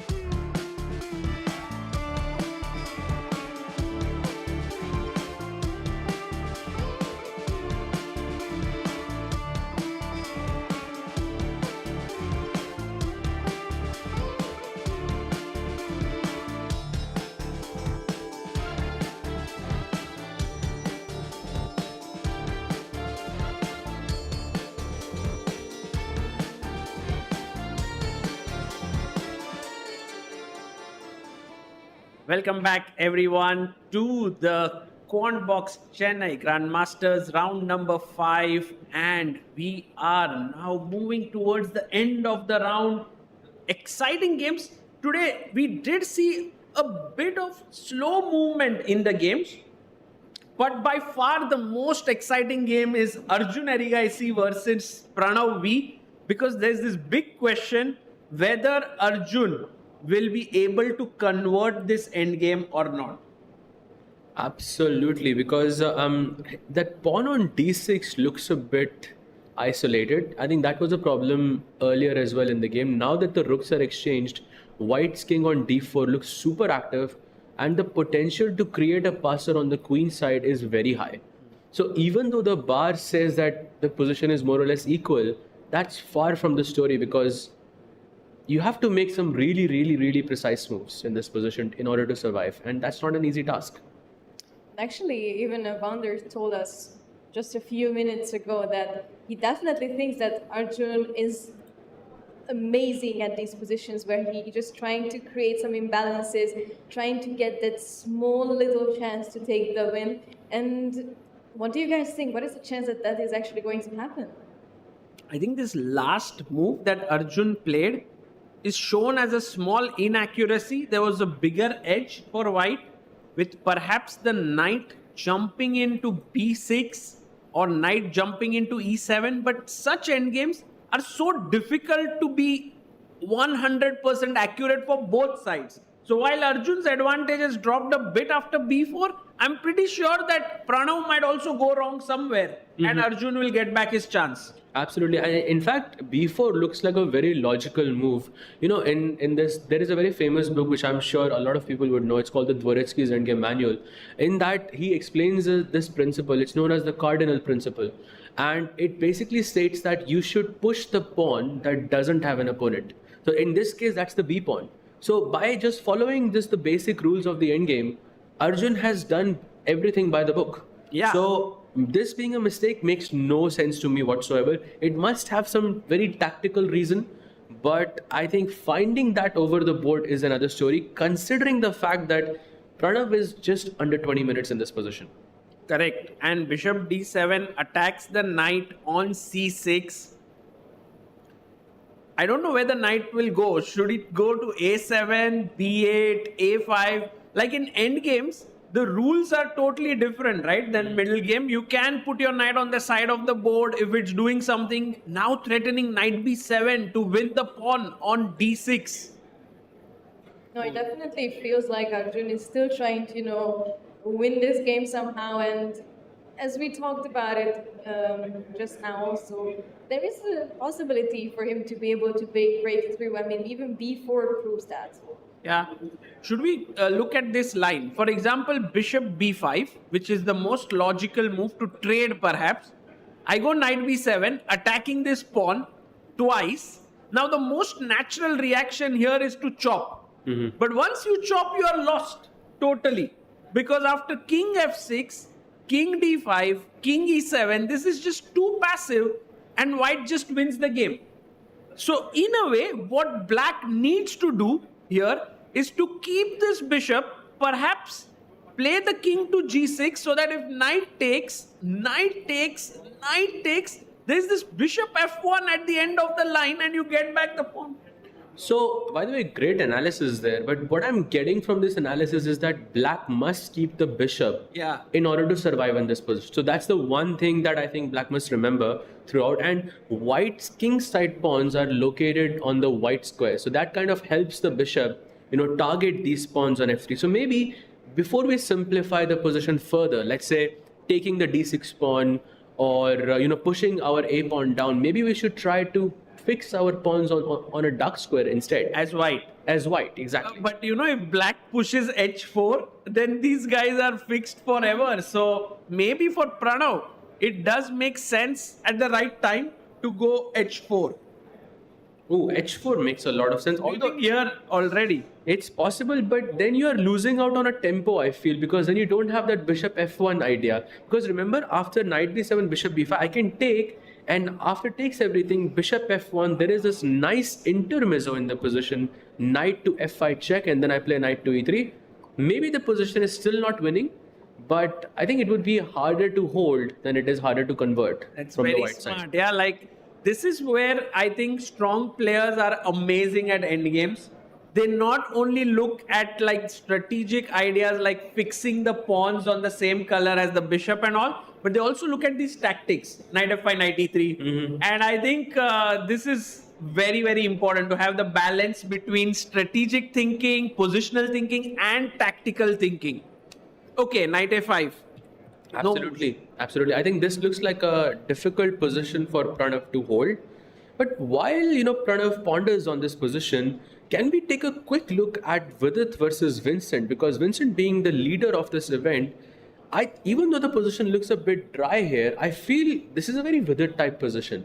He can sort of maneuver and push those A and B pawns down, sort of exchange that, create that B passer, and maybe he can find a way to win. Yeah, that's very interesting. Vidit could put pressure. And do you guys think potentially Vincent could create some chances with h4, h3? You see, I feel like that's, really ambitious and, really attacking. That's what we like here on this panel.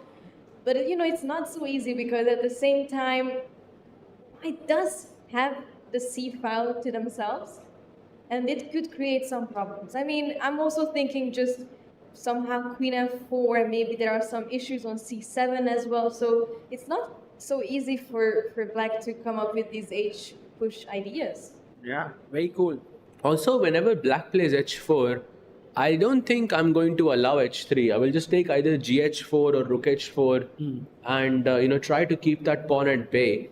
Another thing that I feel can be reasonable for white here is to just play h4 yourself. Just have that nice setup. I mean, it's not possible for black to make any progress anymore. Now I'm trying to get into a queen pawn ending here, because I think rook pawn ending would be easy to hold. Both rook and, I mean, having one or two rooks, I think have no sort of effect in this position. But a queen pawn ending, there could be a decent chance to win. So if black goes rook c8, would be getting closer to his own doom perhaps, because then these two pawns can become very dangerous. Exactly. Queen pawn endings are never easy because the queen is such a powerful piece. But in this scenario, black can only give checks. And my goal would be to place that king on g1 and run away with it to the b6 square or to the b7 square and push the b pawn down as well. I don't know. I feel practically speaking, it might be a bit difficult to play that from the black side. Very interesting. With such analysis, it does put into perspective which pieces Vincent should exchange, which are the ones he shouldn't. I'm actually curious now what will happen in this game. Although draw looks like the most likely result, there is still some chances, and you can see with it down to 9 minutes now. That is tough, and we've seen that he often has these low times on his clock. But maybe, by now he's going to get used to it, and it very much seems like he's collected, he's well put together, and it actually looks like Vincent is the one who feels like they are in trouble. Yeah. Oh, look at that. Vidit goes for the queen pawn ending because I think he sees the potential that we were discussing a bit earlier. And there we go, and the second rook is being exchanged. If Magnus was playing white here, I would be like, because he's one of the best queen endgame players in the world. I think Vidit has to play this really well if he wants to create chances, because the bar shows it at 0.00. But somewhere, as you rightly pointed out, it's now just one-way struggle where Vidit will try and Vincent has to hold on to it. It's pure suffering, I think, for Vincent, because you're essentially playing for two results. You have no chance to win. And one wrong pawn push, one wrong, placing the queen on a wrong square can be very fatal here in this position. True. And white also doesn't have to create anything complicated. All he has to remember is get the king out as quickly as possible. And remember, all of white's pawns are protected. The pawn on a2 is defended by the queen. The pawn on b3 is defended by the other pawn. Everything is defended by the queen at this point. So you can just run away with the king to the queen side. All black can do is give you checks, and eventually they'll run out of checks, and then you start pushing your pawns. It seems like a very clear-cut plan for white. So then why is the bar showing it equal? Now that's a mystery to me. You know, the computer can calculate so many things, and us humans are also working with feelings. So it very much can impact the players, how they're feeling right now about the position, how the position feels like for the players. And we see that Vincent is not comfortable here. Maybe that can also cause him to make a mistake somewhere. Right. The bar in any, and I'm sure both of these players, from their years of experience of playing chess and working on chess, both of the players realize that the bar will show 0-0 here. I'm sure of it. But at the same time, practically one of them definitely sees the potential here. 0-0 doesn't mean it's a draw. Exactly. And b4, Vidit has already kicked off the queen side pawn movement, and there are no checks for black. Guys, think about it. Yeah, this is a very clean endgame. b4, b5 coming with a queen. Wow, I'm suddenly starting to sort of move towards where Sahaj is taking me. You too, Keshu, or what do you think? I completely agree with you. I mean, just also look at how Vidit is really pushing for it. I mean, he has showed it to us that he can collect himself back together. He can bounce back. And I'm sure that this choice that he traded everything off is showing us that he is trying to actually beat Vincent here, and he's not gonna go for an easy draw. Right. Okay. So while this is a clearly exciting endgame that we have, and so is Arjun's, I want to shift your attention to Anish versus Karthikeyan endgame, which is not so exciting, right? Or what do you think? Any chances for white here? Does remind me of this Fischer Taimanov game, yeah, one famous game where it was a blunder by Taimanov, and Fischer also won in such an endgame. Really? But I don't think here it's going to happen. I mean, you can technically aim for a win here. I mean, I'm trying to think. Black is just going to place his king on f7. Yeah. And just keep moving the knight around. If you keep the knight in the center, there is no way that white can make any progress here. No, but for example, let's say king f7. Yeah. h4. You just king g8. If the king goes to king g8. Mm-hmm. And now my plan is to go knight f8 and knight h7 and knight f8 and knight h7. I just keep moving up and down, up and down. I think this is probably this is this is probably a very, very easy draw. I mean, Also, considering the time, it's 26 minutes on the clock. I mean, the likelihood of making a mistake is so little. Oh, he comes up, king f5. So Anish making the 5th straight draw in a row. Yeah, I'm actually, thinking about it that Anish may take a lot of risks in his remaining games, because if he has come to the Chennai Grand Masters, he's the 2nd seed of the tournament. He definitely wants to kind of score wins, get it rolling with, and this 5 draws would be making him feel uncomfortable here at this point. Definitely agreed. And also, do you know who he's playing tomorrow? Yeah, Vidit. He plays with it, his closest friend, I would say, in chess, and that too with the white pieces. And it's going to be a tough match there as well. So 5 straight draws. Last time he visited India, he attended Vidit's wedding. And now this time he has to face him as his opponent. That's what happens in chess. You make friends, but then over the board you have to fight. Bishop c1. Yeah. And I like how Anish is trying here. They are both fully focused, but draw is most likely result of this game. We have the Jordan Van Forest versus Ray Robson game, and Jordan is maybe moving closer to a win here. Wow. That's actually so unexpected, because earlier we did mention that we sort of felt like Ray Robson was in a more comfortable position, but suddenly it doesn't feel that way too much. What do you think, Seth? Out of all the games, I feel this is the most exciting for me, because we have, Black is an exchange down. Black has access to the 7th rank. If both players played the best moves here, probably the game is going to end in a draw. But that's very far from the truth. One big problem that I see in Black's position is that c6 pawn and that b5 pawn. So for example, if I played rook a6 in this position, you cannot defend with your king, because I can go rook takes b5. and the pawn on c6 is pinned.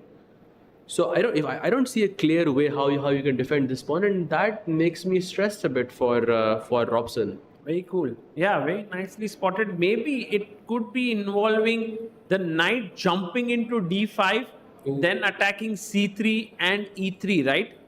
Rook c6, knight d5, rook b5.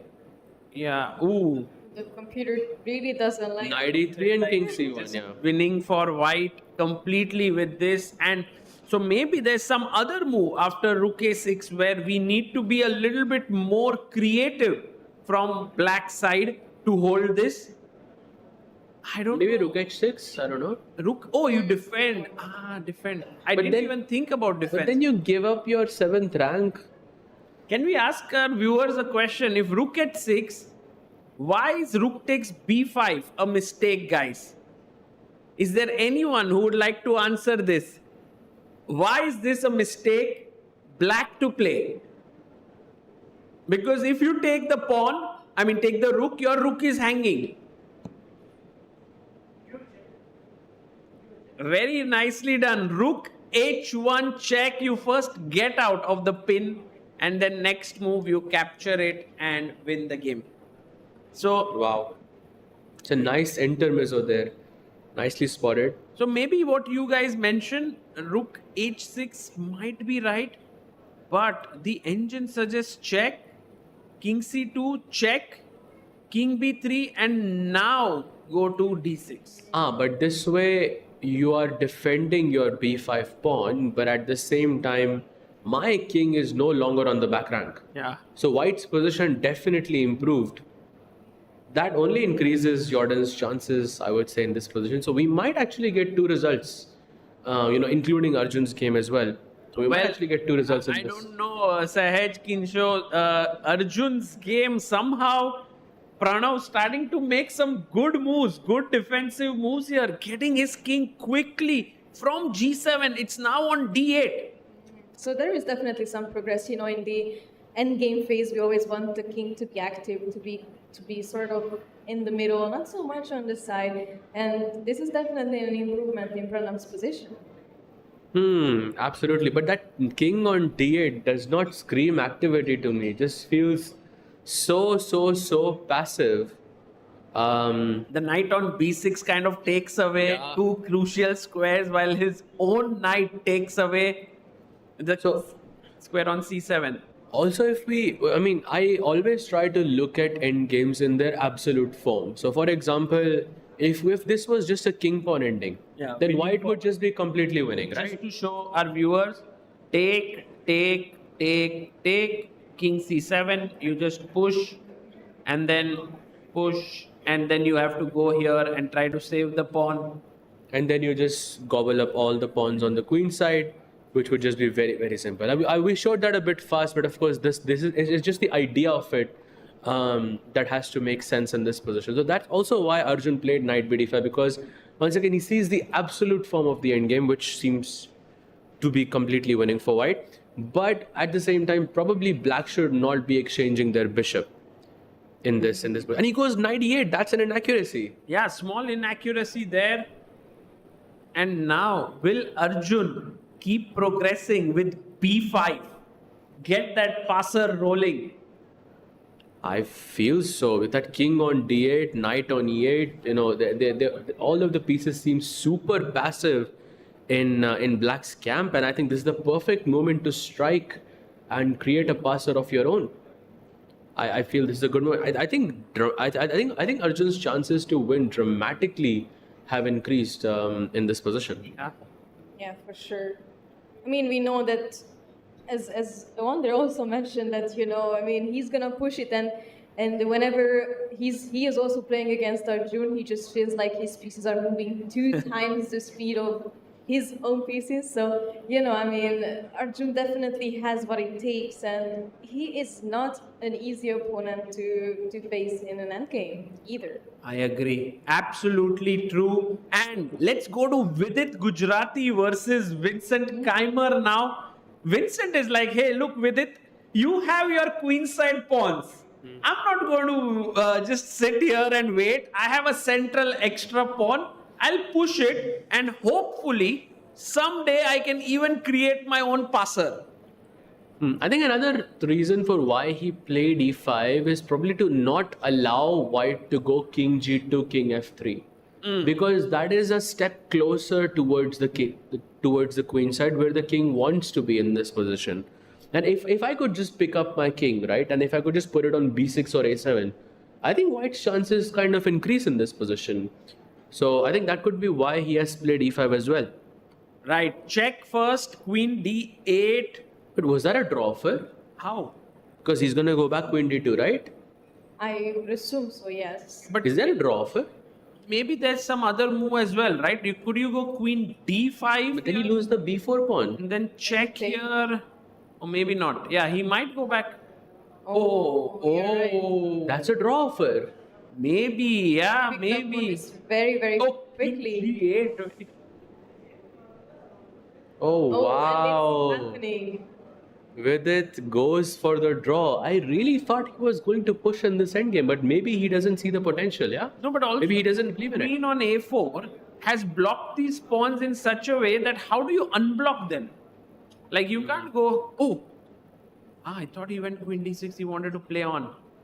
And there we go. I agreed on a draw.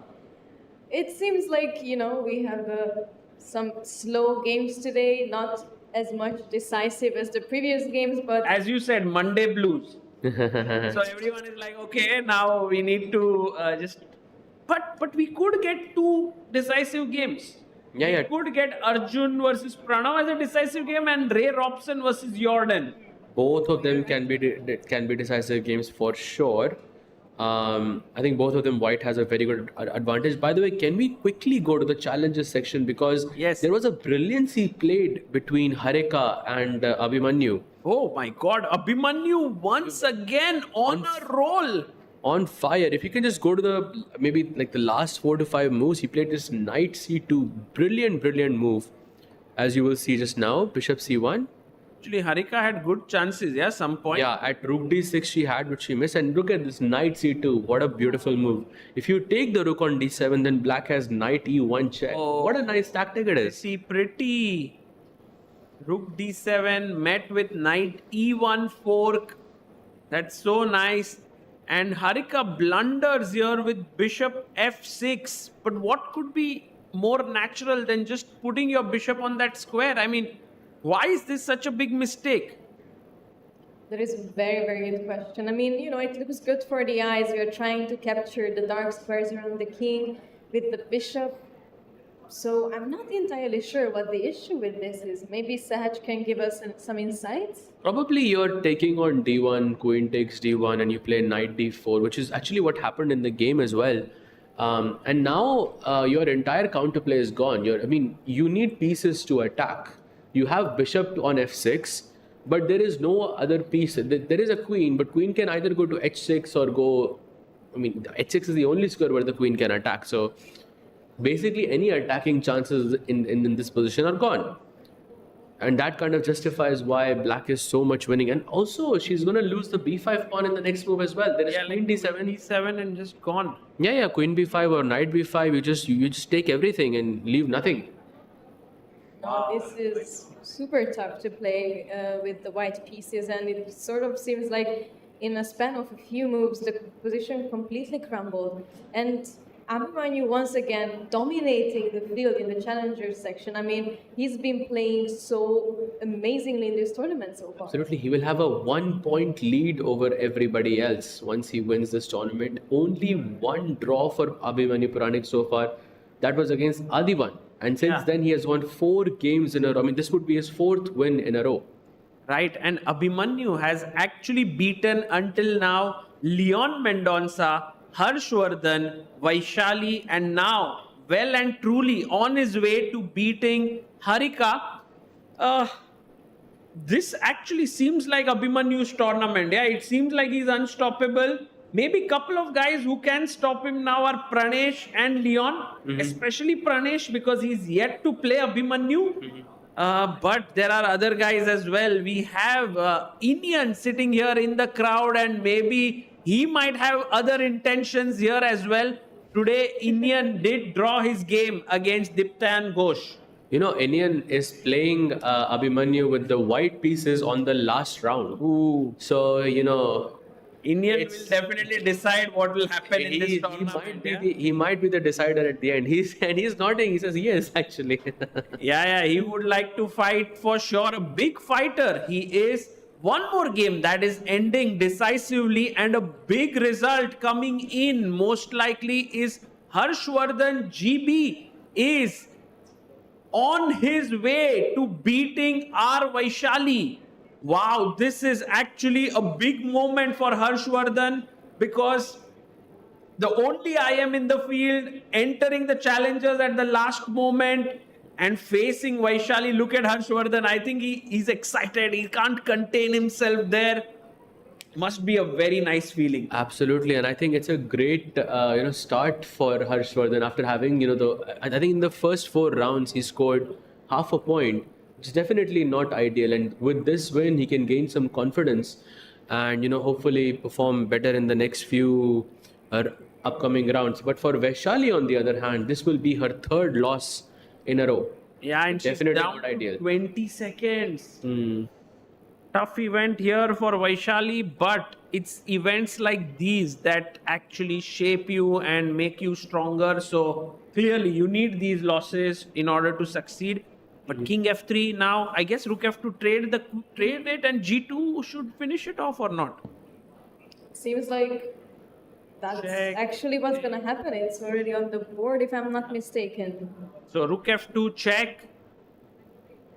Yeah, and now you move the king away to Resign. G4, you take, and you just play G2 and GG. Oh, she just resigns. Yeah, Harshvardhan GB with his first win here. And guys, I think for Harshvardhan, this is a great beginning. And if he manages to score a couple of more wins, who knows, he might be looking at his second GM norm here. I think he has 1 GM norm already. Yes, he has 1 GM norm. I believe Ramesh also told us about this earlier in the stream. But yeah, a great win for Harshvardhan, I Right. think, on the 5th round. Super happy. Should we quickly check the game between Aryan Chopra and Adhiban? Ooh, Rook endgame where Adhiban is a pawn up, guys. Sagar bhai, I'm a bit surprised with how Aryan's tournament has gone so far, because I had expected him to be one of the leaders halfway through the event. So what do you think happened? Yeah, I think when it comes to classical chess, Aryan is amazing, right? This is his strongest format. He doesn't like to play rapid and blitz much. So just like you, I had big expectations from him. I was thinking like, okay, he will really make others work hard for the points here. But as it has turned out, Aryan has had 2 draws and losses to Pranesh and Inian. And even in this game, it could very well be that he might lose. Okay, it's still drawable position, but his last move is a mistake. But look at that king, it's looking so uncomfortable. I mean, just It one. could get mated, yeah? Exactly, I mean, it looks suffocated almost. Yeah, that king on f4 looks bad. That pawn on a5. I mean, the idea of rook a6 is very clear. White wants to take the pawn on a5, but black's follow-up is not that simple. In fact, I'm just looking at the best move here.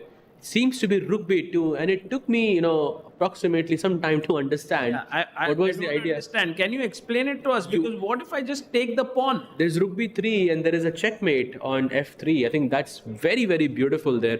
And if you go rook f1 to defend f3, then there is rook d8, and rook d4 is another checkmate in the position. Oh, just like what Kinju had said, the king is looking uncomfortable. You actually hit upon the heart of the position. Kinju. Amazing. The visionary, yeah. I mean, she saw it before any of us in this position. But yeah, rook b2, a difficult move, I would say, to play under 8 minutes. Sagar bhai, you know Adhiban really well. Yeah. Right? You have known him for years and years and years. You have commentated with him. You've seen him play so many times. Do you think he will find a move like rook b2 in this position? I think in general, Adhiban is always super ambitious and going for his opponent's king. So this is a but the natural move that comes to the mind first is rook f2 because you want to attack this way. The only problem is here when you defend it, now you can't go rook d8 because white is in time to chop off the e6 pawn. So somehow this rook b2 move is very, very subtle. It makes white sort of decide, oh, I need to keep the rook here, but then I can't take the pawn. So it's also a waiting move in a way, right? Also, if I played rook c3, I mean, finding rook b4 is a very, very difficult task in this. And then if you take, then there is rook c8. And also, sort of visualizing that this endgame is winning for black is also not an easy task. So, yeah, it's not easy. I would say that maybe Adhiban doesn't find rook b2 here. That's my feeling.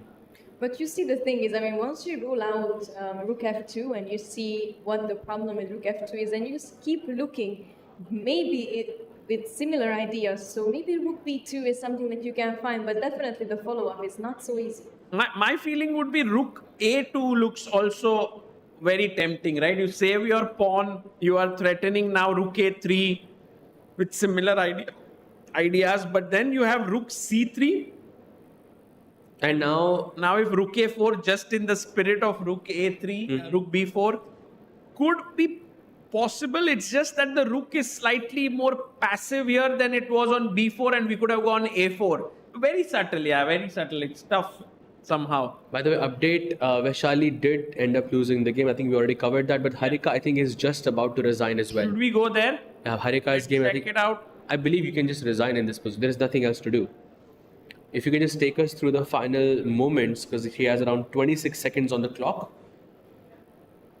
There we go, queen e2 check. The king moves away to h3 and queen f1 check and king g4. Now the f3 pawn falls, the h5 pawn falls. I think all the pawns are falling, that too with checks. And we all know that the combination of the queen and the knight is the deadliest, right? It's the deadliest combination in chess. Right. Can we see a pawn mate here? By the way, guys, we have a guest who's joining us right now. We have Grandmaster Nihal Sarin in the house, and maybe he could join us for a couple of minutes and for a few minutes just to get his thoughts. Yesterday we couldn't get him after his victory over Arjun Erigaisi. So now he's here, and we're very, very grateful, Nihal, that you can join us. Thank you so much, Nihal, for coming to the studio here. Firstly, feeling a bit relieved today with the draw. Oh yeah, absolutely.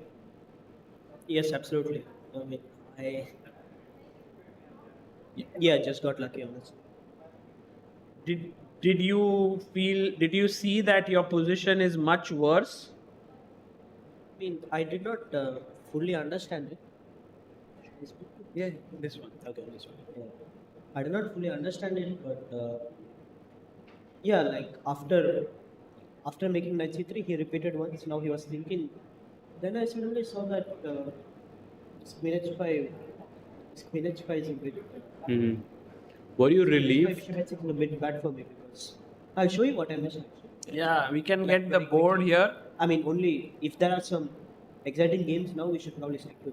By the way, just so that we, Anish Karthikeyan drew, Vidit, Vincent drew, and now there's only 2 games going on, Arjun Pranav and Jordan Ray Robson.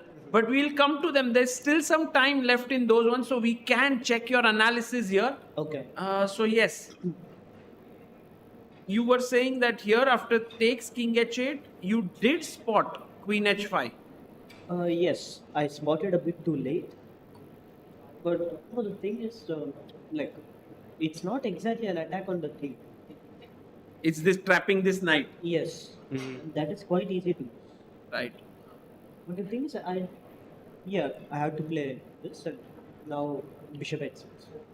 So during the game you saw this position, right? Yes. Okay, but got it. actually, I missed this exact order. I was seeing maybe queen g4 check first. But now I'm fine. Like queen g4 check, I can just go king f5. Ah. And bishop h6 I have like to check. Bishop h6, there's rook h8, yeah. Oh, you might even be winning here, right? Yeah, apparently here I'm winning. Correct. No, but it is okay. Let's say bishop h6. Yeah. Like, Yeah, bishop h6. yeah, bishop h5. Yeah, just take. Yeah, and queen f3. Queen f3 traps the knight on c3. That is a very nice subtlety in the position. It's not easy to. The thing is, I actually saw the idea of queen f3 when I was calculating. I was having a long time. But the thing is, I thought, okay, whenever queen f3 comes, I can, okay, fine. I miss rook a. Oh, rook This is a3. what I- Yeah. Rook a3 is the one. And your knight is gone. Completely trapped. Cannot even go knight a4 because of just rook a1 or something, Yeah. and then the game is over. And the problem is also not so much about the material. Just that my whole king side is gone. Yeah, his king is very safe. My king is very weak. I can just miss it. So yeah, I would have to try something like bishop c5, which is what he was afraid of. So Nihal, around which time did you think that the position is no longer equal and you thought you were in trouble? No, at the very end of it. At the very end. Until then, I thought I was fine. Right. So around queen g6 check, and when the repetition was happening, you thought you were in trouble, but before that, you thought you were fine. Yes. I see. Okay, knight c3 was quite stupid. I had to go knight c5 or something. Right. Sagar bhai, if we can have knight c3 on the board. Yeah. Like I just thought maybe. He was here, Awonder was here, and he said if Nihal played knight c5, Yes. I would have just agreed to a draw. Although the engine says knight g5 is better here. Okay. No, I was actually thinking a lot about knight g5. I was calculating something I could show quickly. So yeah, takes knight f3. Bishop f6 I was not thinking as much. I was thinking e4. I saw this line actually. Oh, you saw e4. Wow, that's very Because nice. queen takes e4, bishop f6. And you lose the I just- exchange. White has no compensation. Actually queen happens. No, there's queen g4, Yeah, right? but h5 queen s3 g5. Like it's not just an exchange. So nice. I was wondering how is an exchange plus 4 point? Wow, this is very, very, very dangerous. Yeah. So e4 white has to take on g4. Yeah. And now bishop f6 is there. Here few moves. Yeah, rook a d1. Yeah, basically. I thought maybe take. Okay. Yeah, take queen e5. Then knight h3. e3. Take knight f2. Oh, that's. And yeah, this is what I was thought. Okay, this should be fine. Should be okay, but still a pawn down. I mean, okay, it's not really a full pawn. Like it's white has double pawns. But yeah, I should have probably just gone for this. I thought, okay, he'll probably. I didn't see anything special for me here to try, so I thought I'll just move the knight to a good square, and but I happened to choose the worst possible square too. Yeah.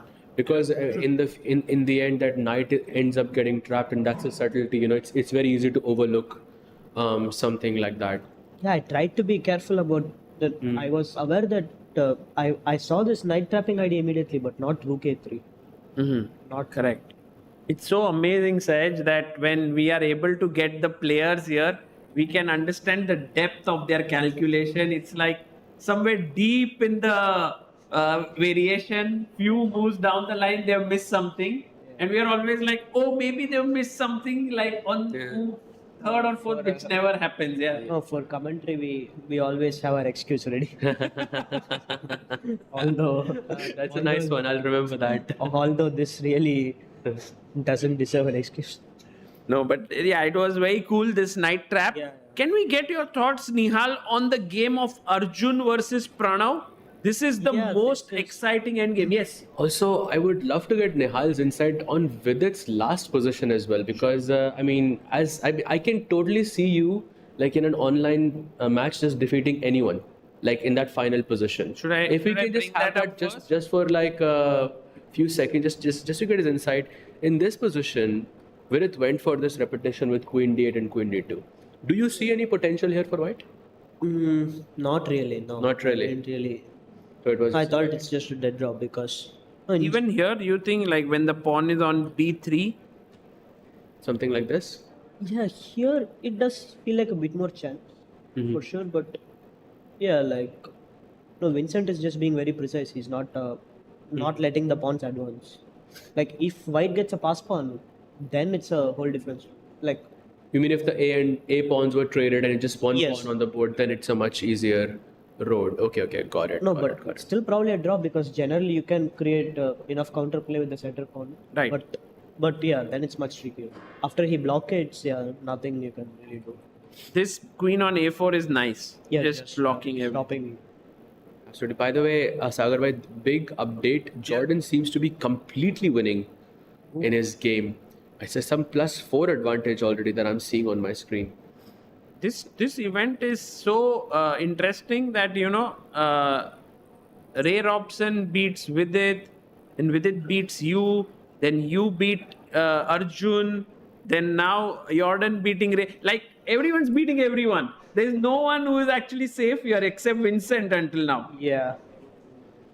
Yeah, so far it kind of looks like Vincent is on a different level. I see. But yeah, we'll see if we can. So in this position, do you see any We need to chances? keep it up. Do you see any chances for black to hold? Any tricks, or do you think the game is basically over? No, for sure. Let me think actually. No, definitely slight practical difficulties I would have. Actually, nothing is there. No, actually, nothing is there. It's For just- example, if we Knight get F6, our you just knight, take it. you take it. I think So I that's have a it. nice tactic in this No, position. no. That's how you lose. That's how you lose. Exactly how you lose. Okay. Okay, let's ask the viewers, mind. guys. Black to play. What's the winning move here for black? Guys, go for it. Oh, we have a strong IM there. 2 strong IMs sitting there in the audience.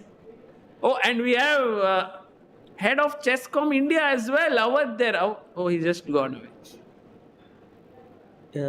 Yes, go on. Yes, can she get the mic?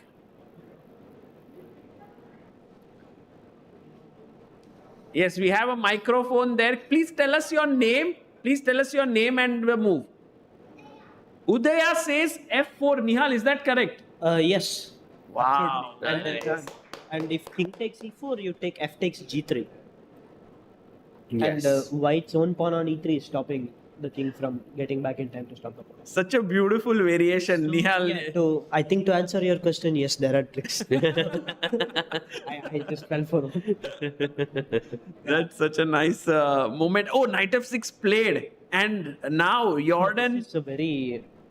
No, it's actually a very fascinating question because knight h5 is a... Yeah, this is a big threat, right? Rook h6 being a draw is crazy. There is nothing more natural than rook h6. Oh, rook h6. And once again, this crazy move to draw f4. Yeah, here it's more... Suddenly black is in time to create just enough counterplay. This game is very interesting. So I'm very, amused by how you asked Nihal, are there any tricks? And at first he was like, no. And then one trick came up, then the next. And it seems like this position is... No, because I thought knight f6, rook f6 is just over. That's why. No, I was checking. Yeah, exactly. So there were 2 moves in this position that were still winning for white. One was rook g5 and the other was king c7. And I couldn't make out why king c7 is a good move. And he played king c7. Yeah, I know. But what is the point of king? Because of Maybe knight he's going h5, you have king king d8. d7, yeah. Yeah, knight, it's very nice actually. Yeah, Just mates him. Yeah. Whom? So, but how do you win this too? I don't know. Yeah, I think maybe here with the time edge, he should be able to win this. Should we quickly get your thoughts on the Arjun game? I found one more way to lose. Okay, such a stupid move. Wow, let's... Rook g7 knight e8. Okay. But I was trying to stop king f7 okay, for a second. Right. It allows knight h5 also, so it doesn't make any sense. But yeah. Nice. But it's a bit crazy that king d8 is not the move. It's the computer is just saying to go back. which I'm sure is not what he wants. Like the computer is just saying to go back king c6. King You're not D8. really making progress here. Oh, I don't think this is easy yet. You don't think this might be? It might be very tough to win this, yeah? Yeah. Really not easy. Oh, look at Jordan, yeah? He's quite worried there. On his face, it's like, oof. Yeah, it's pretty. He goes rook g5. Okay. That's That's a nice move because now king f7, f5 pawn falls. You have no knight h5 business. but yes, true. So it's like a nice prophylactic move. Yeah. How about knight h7 though? Sorry, did you want to check the other game? I just wanted your thoughts on that one as well because we Yeah, don't know. that We also- always thought Arjun would convert it, but Pranav seems to have been like so solid here. Yeah. No, this is. I see that the engine is saying equal, but no, it's definitely, as you said, it's a bit tricky for black with white having the outside pass pawn. But But it was much worse really? few moves ago. Like Arjun was close to like when we reached such a position here, we thought that for sure Arjun will convert this. There's no way that he will hold it. oh, this looks horrible actually. Yeah, and from there, Pranav has actually managed. I mean, such great tenacity shown by Pranav. Yeah. It's, very impressive for sure. So this is just a fortress now, right? There is no, you can Yeah. just move the king up and down, I guess, and there is nothing. Knight Arjun e6, will- knight f4. Arjun will keep asking some questions, but yeah, it's also white's knight kind of got stuck in a very awkward way. Yeah, this is Do you think some knight h5 stuff can help here? firstly with king on c3 that immediately drops to knight d5, knight b6. Ah, okay. I'll do king. No, one second. Where do you put the king on b4? Yeah, b4. Then b4, and then I want knight h5. Yeah, but I think just knight e6, but then you come knight g3 and knight f5. Yeah? Like, but what do you play here as black? Yeah. Yeah, knight e6. Knight e6, king b4. D5. Ah, it's tricky actually. If you have to play d5, suddenly Like the position changes a bit. check, and then I play knight. I mean, I don't know. There will be a No, lot of. this is tricky. No, this is tricky. Maybe king d7 is what the computer is saying. King d7, king c6. That seems to be clean. But yeah, like I don't think this game is over yet for sure. Definitely chances for Nihal, as we promised, like we won't keep you for long because you also had a long day. This tournament is also super intense. 4 more rounds to go. Just your final thoughts. Are you feeling good about this event? Start wasn't that great. Some results didn't go your way. But after this win with Arjun, today's draw, are you feeling in the groove? yeah, for sure. I feel good. Yeah, like last 2 days things did go my way a bit. Very happy about that. Yeah, in general, I just hope to be able to play some interesting chess. And yeah, I shouldn't be too happy about today. Like, shouldn't rely on luck. Right. Well, as everyone, we spoke about it. It's time for pickleball at 8 p.m. So have a good time, Nihal. Thank you for joining us. Thank you. Guys, that's Nihal Sarin joining us. Nihal, thank you. We'll have Kinsho back here, and the game is getting super tense here because will Arjun Erigaisi convert this into a win? Will Pranav hold his own here?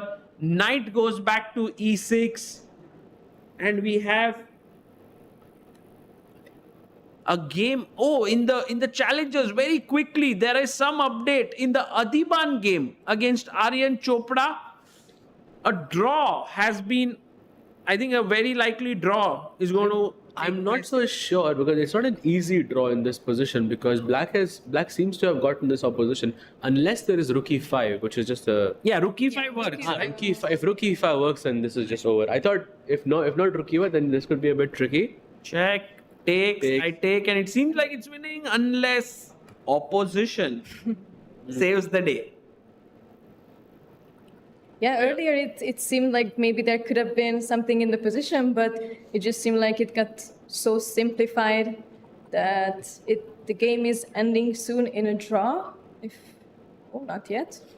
I think it's a very nice question for young students who are trying to learn opposition, whether white can play rook e5 here or not. Yes. And then you ask this question, and most of them will say, no, don't do it. You will lose the end game. But no. Oh, and we have handshake now. Yep, handshake. Another draw in the challenges section. I think all results out. All results out. 3 draws and 2 wins for black in the challenges section so far. It seems like Abhimanyu Puranik is running away with the tournament with 4.5 out of 5. He's on a mission. Yes, and only player who's challenging him right now seems to be Pranesh, and there's also Diptayan and Leon. So 3 players behind, just 1 point, and tomorrow he plays against Pranesh. So I think it will be a big day. Yeah, big day for the challenges section for Abhimanyu there as well. And actually, I just made an interview with Abhimanyu, and I asked how he feels about the tournament so far, and whether he feels like he's gonna take up on more challenges, what he thinks, and he actually told me that he doesn't feel anything. This was his answer to my question. He doesn't feel anything. He feels it's a normal day, for him. Yeah, normal day in the office, beating everyone. Wow. I think that's the approach you need to become a champion in such events. If you start feeling, oh wow, I'm on 4.5 out of 5, then you're bound to sort of collapse, at some point. But at the same time, he is the top seed. I mean, he's a top seed, no? In the event. So, I mean, you are expected to sort of show yourself. Guys. What happened? Pranav has found a way to simplify stuff. He gives a check. He gave up a pawn. Now, with the king moving away, where will the king go? To d3 or c4? Maybe there's a knight trade, then I attack your knight, then I pick up this pawn. I don't know if I can calculate everything, but is it a draw? No, it looks like a draw, but I have a question. Yeah. Instead of d4, if I played knight f4, isn't that your knight trapped? Isn't the knight on g5 trapped? Wow. Because I can play f6.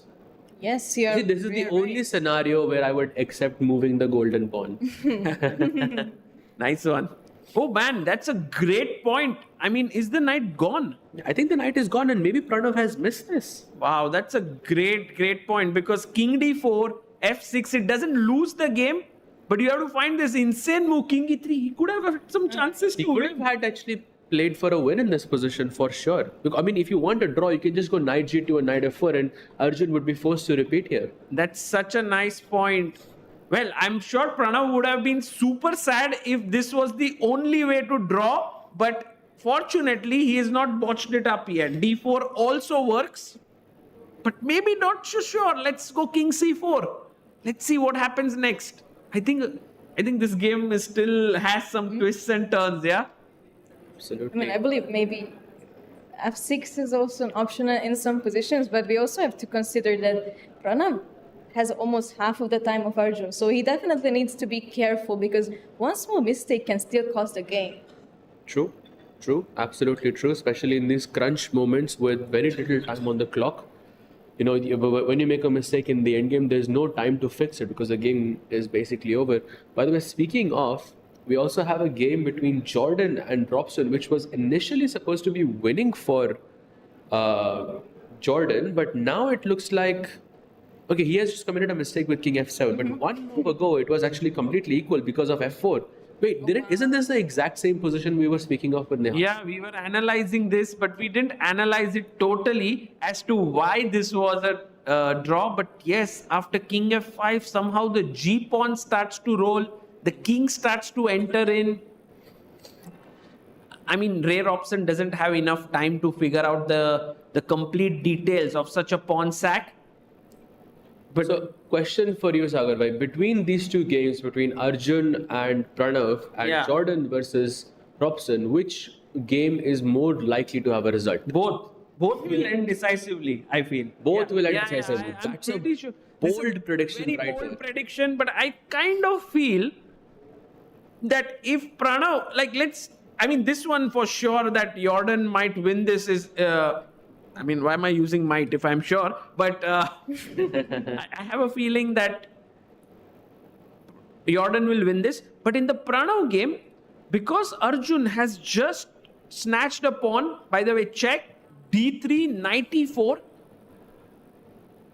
I have a feeling that Arjun still has chances. It's just Arjun is very tricky in these sorts of scenarios, so I do agree with you there. But somehow that Jordan, even though he seems more winning, the fact that he missed that resource of f4 makes me think that game might actually not go his way. You think both will end in a draw? Yeah, I think Arjun will win, but I think Jordan might draw this because I actually think the complete opposite of yours. So I believe that the Arjun Pranav game might actually end up being a draw, and I think Jordan is going to take this home. So basically, I love how everyone has a different. Basically, all of us are divided. We chose all the three possible options in different orders. Essentially, that's how complicated chess can be sometimes. Okay, but objectively speaking, this should end in a draw, and Jordan should win. That's what you have actually predicted. So you're going really objective here. Yeah, can't be too unsafe when I'm following the engine. What I don't understand is how has Arjun managed to keep more than 10 minutes on his clock? Yeah, he's just very quick. Very quick there. So this is why I am more inclined to say that Arjun has a good chance, because he will use those crucial 10 minutes in crunch moments and. But do you see any way to directly draw here for black? Like if there is a direct way, then no matter what time, it doesn't matter, right? You see, one thing is for sure that Pranav has to find that direct way to draw now, because if he goes under a minute, then you might not be able to find something like this, right? I personally, probably this bishop b7 and bishop takes c4, but he plays bishop b7 on the board. He finds it. What a guy! Bishop b7, and if king c3, maybe he'll just chop this off. Take. But why can't I play knight to d2, for example? I'm not going to allow you to exchange the... Are you scared of your knight getting grabbed there? Knight d2. He played it. Sahaj, your move is on the board. We can bank on Ajubai to find the most... uncompromising moves in the position. Knight d2. Okay, knight d2 played, and then he goes f6. Finally, at move 65, the golden pawn is touched. Pranav is doing this game right, I have to say. But now king f7, king g7. He wants to capture this knight. It's trapped there in the corner of the board. Okay, so what should we do here now after f6? So we go king c3. Yeah, king c3, king f7. I was just wondering, can I do this? So if you take on d3, I go king g7. And now knight f6, and maybe I can try to trick you there. But yeah, I have to agree with Kinshore. This looks more closer to a draw. But was He's it Nihal? going to win it, yeah. Was it Nihal who beat Vidit in a similar position like this? It was king, knight and 2 pawns versus king and rook or something like that? It was in one of the games being played in this tournament. Nihal Arjun, right? Nihal Arjun, yes, yeah. Nihal Arjun, yes, in that game. So, similar scenario there. Could be possible that there is still that last trick up his sleeve. We already have king c4 on the board, so similar idea, going for the d3 pawn, and maybe actually the position can come that we predicted. So if king f7 arrives, we are likely to get into this 3 pawns versus knight situation. Plays it. Okay, king f7. Now we go. Yeah, just take king d3 and just take knight f6. Yeah. We might actually get 4 draws minimum in the Masters section. I don't think this has happened until now. Yeah, this is the first time 4 draws have been played at the same time. It's the Monday blues.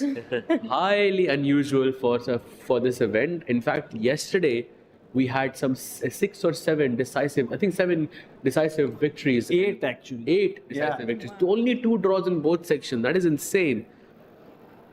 And we seem to be arriving to our final position of our analysis. So I assume knight takes f6 is coming soon. And after king takes f6, we are facing a still pretty difficult endgame. Although I don't know if it's a theoretical draw, No, Maybe I not that I know of. No, there is no theoretical draw because there is a pawn on d6 which makes things difficult. But generally, when approaching such end games, you have to think about the pawns as their, how many units there are. So there's 3 pawns. That means you have 3 points in the position. Black has an extra bishop, which is also 3 points. So the position should be a draw as the material is equal. That's how you approach such positions. But it is Arjun after all. And we know Arjun can create those complications at the very last minute. I would say he might have a better chance of winning this position had Pranav had around half a minute on the clock or 1 minute on the clock, maybe a 2-second increments instead of a 30 seconds, sorry. But neither of that is the case here. So Yeah, Pranav also has 5 minutes. 5 minutes. That's a lot of time. Yeah. Also, just so that everyone's aware, taking here would lead to a loss because then you try to stop this pawn, but the king simply moves in, f4, f5 could come in. So this is not a good idea to take the knight. Yeah, I believe we have to sort of keep also the bishop so that it can be a helping piece against the running down pawns. And knight f8 is on the board. So as we mentioned, keeping the pieces on the board. And I assume Pranav is going maybe for the b6 pawn here? Yeah, he's coming knight d7. He wants this pawn, but imagine we go king d4, knight d7, and knight to c5. Takes, and now bishop f3. I think that's a draw just, yeah. Okay. I don't know if Arjun can try a lot here. no, I think he will try for sure. But What can you try? Yeah, now knight d7 is coming. He'll go king b5. yeah. He'll try to avoid exchanges as much as possible. But yeah, looking difficult. And maybe let's move our attention to Jordan's game against Robson because he has a better chance of scoring a win there. Okay, let's head over to that one. Somehow this position also not easily winning here. King c6. Yep, king c6 and now king goes to e6. I feel like there is a threefold repetition coming here somewhere. Is that true, Sagar bhai? Have we seen this position before? Let's see. I'd be shocked if this was a threefold repetition. I mean, No, I'm sure a similar position did arise on the board before. Yeah, that's a threefold repetition, no? Rook g6. Yeah, that's the exact same position as the last. He can claim actually. Rare option can at some point claim for a draw, but maybe. but the question is, does he realize? Because, when you're so low on the clock, it's not your first instinct to start counting whether this is a threefold repetition or not. Correct. Yeah, absolutely. So king f7, which I think that's been the defense so far. White is forced to go rook to g5 or rook to h6 and then king goes back to e6. The problem in Jordan's position is that he sees this idea of rook takes f6, which we discussed earlier with Nihal, but it's just not working. Not working. It's just not working. And rare option is just moving back and forth with his king, not letting the white pieces sort of break through. Oof. Also, a good initiative to at least gain some time, because both of the players are now under 2 minutes and the stakes are really, really high here. By the way, guys, let's move to Arjun versus Pranav because they have, I think, agreed to a draw. The final moves were at this point knight e5, f4 takes, f5, and then finally this is how it all ended. Huge congratulations to Pranav. I think he has managed to surpass the predictions and expectations of everyone who thought Arjun will win. This might well be just a half a point, but I think it's as good as a win for Pranav. Absolutely, especially considering with the black pieces and holding the position down for such a long amount of time, and he never gave in. Yeah, amazing. Amazing performance by. I'm a fan of Pranav's defense. Yeah, what about you guys? I mean, definitely. He also was so low on time. It seemed like almost the whole end game. He was, sometimes even close to getting on seconds. And definitely he needed some nerves to keep himself collected, especially against Arjun, who is, he's a beast. Yeah. Absolutely. So now we are just down to the one final game between Jordan and Robson, and some progress there. At least I'm excited to see what the bar has to say in this position, because we've been looking at this exact same position with the white rook being on g6 on h6, but now Jordan sort of switches his technique. He tries to bring the rook maybe on the queen side via a1, and maybe the king goes to c5 and d4, and maybe he can try to create some counterplay there. But looks like it is winning. I can see it's +5 according to the engine. Yeah. But what happens on the board is a completely different story. Let's see. We have had 4 draws today, no wins. Will we get one win in the Masters is the big question. And it would be quite refreshing to see a decisive game in the Masters section. But also, it's important to notice that both of the players are now playing on increment, which is really, really tough. yeah, both down to a minute on the clock. And Jordan has had some really, really good games, but that final 10 minutes, 15 minutes has been missing. He has lost 2 games in a row, and this is his third game. So I would say it's very, very important for him to, score a win here, because this would be his first win in the tournament. And I think it's very, very crucial that he scores a win for his confidence. True. Yeah, this win is super important. As you rightly pointed out, 2 draws for Jordan, 2 losses. King c5 on the board. Now this plan to put the king on d4 is the plan. Oh, but black stops it. Black is like, I won't give you that option, but maybe we can make a waiting move. Rook at 6. And then if king e6, king d4. Somehow... Yeah, there is no knight h5 in this position. I don't know if king f7 then... And then you go king to e5, I guess. You end up... Oh, but he goes rook d8. What? Does he allow knight h5 here? Or is that a big deal? It seems that way, but I'm not sure if this is... I mean, it looks so dangerous, giving up the d5 pawn. Maybe the c pawn can also start running. It's not an easy decision to make at all. So now if knight h5, rook d5 check, king e6, then this pawn is hanging. Oof, the game will get sharp. I think Jordan basically didn't find a way to break through by staying on the h file, and he said, let's go to the d file now. Yeah, I think it's a good question also that Jordan is asking, because since Robson is under 30 seconds, he has to calculate all of these moves. Yeah. Find out knight h5, rook takes d5 check, knight goes to g3.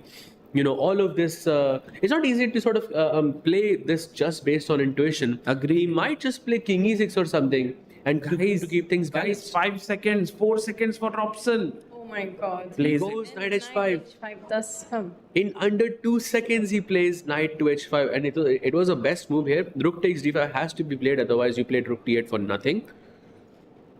So rook takes d5, the king has to go somewhere. But Jordan doesn't seem to be sure of this decision. I mean... Well, he could potentially give a check on e8. So that's the other option. But rook takes d5, very likely. Oh, he gives... Wait, You're what? right, actually. Oh my god, he's blundered. That's a huge blunder by Jordan, and now the position is equal. Yeah, now it's If like... he goes king takes d5, which I think is what he's intending to do, black goes knight takes g3, and that's it. This is just equal. Well, but there are still some tricks, I guess. 100% there are tricks, but I think Ray Robson is very happy now. Because his play is simplified. He just has to go knight f1, attack here, g-pawn is running down the board. Sagar bhai, any chance that Robson can win this? This is exactly the type of moment when you have a winning position, right? You have tried for such a long time, but then you miss that one move by your opponent, and then there is this, I believe, this zone you are in, and where you are the most vulnerable, because you still want to play for a win, and you most players, let's say 99 out of 100 players would overpush in a situation like that, and I feel that moment is coming here.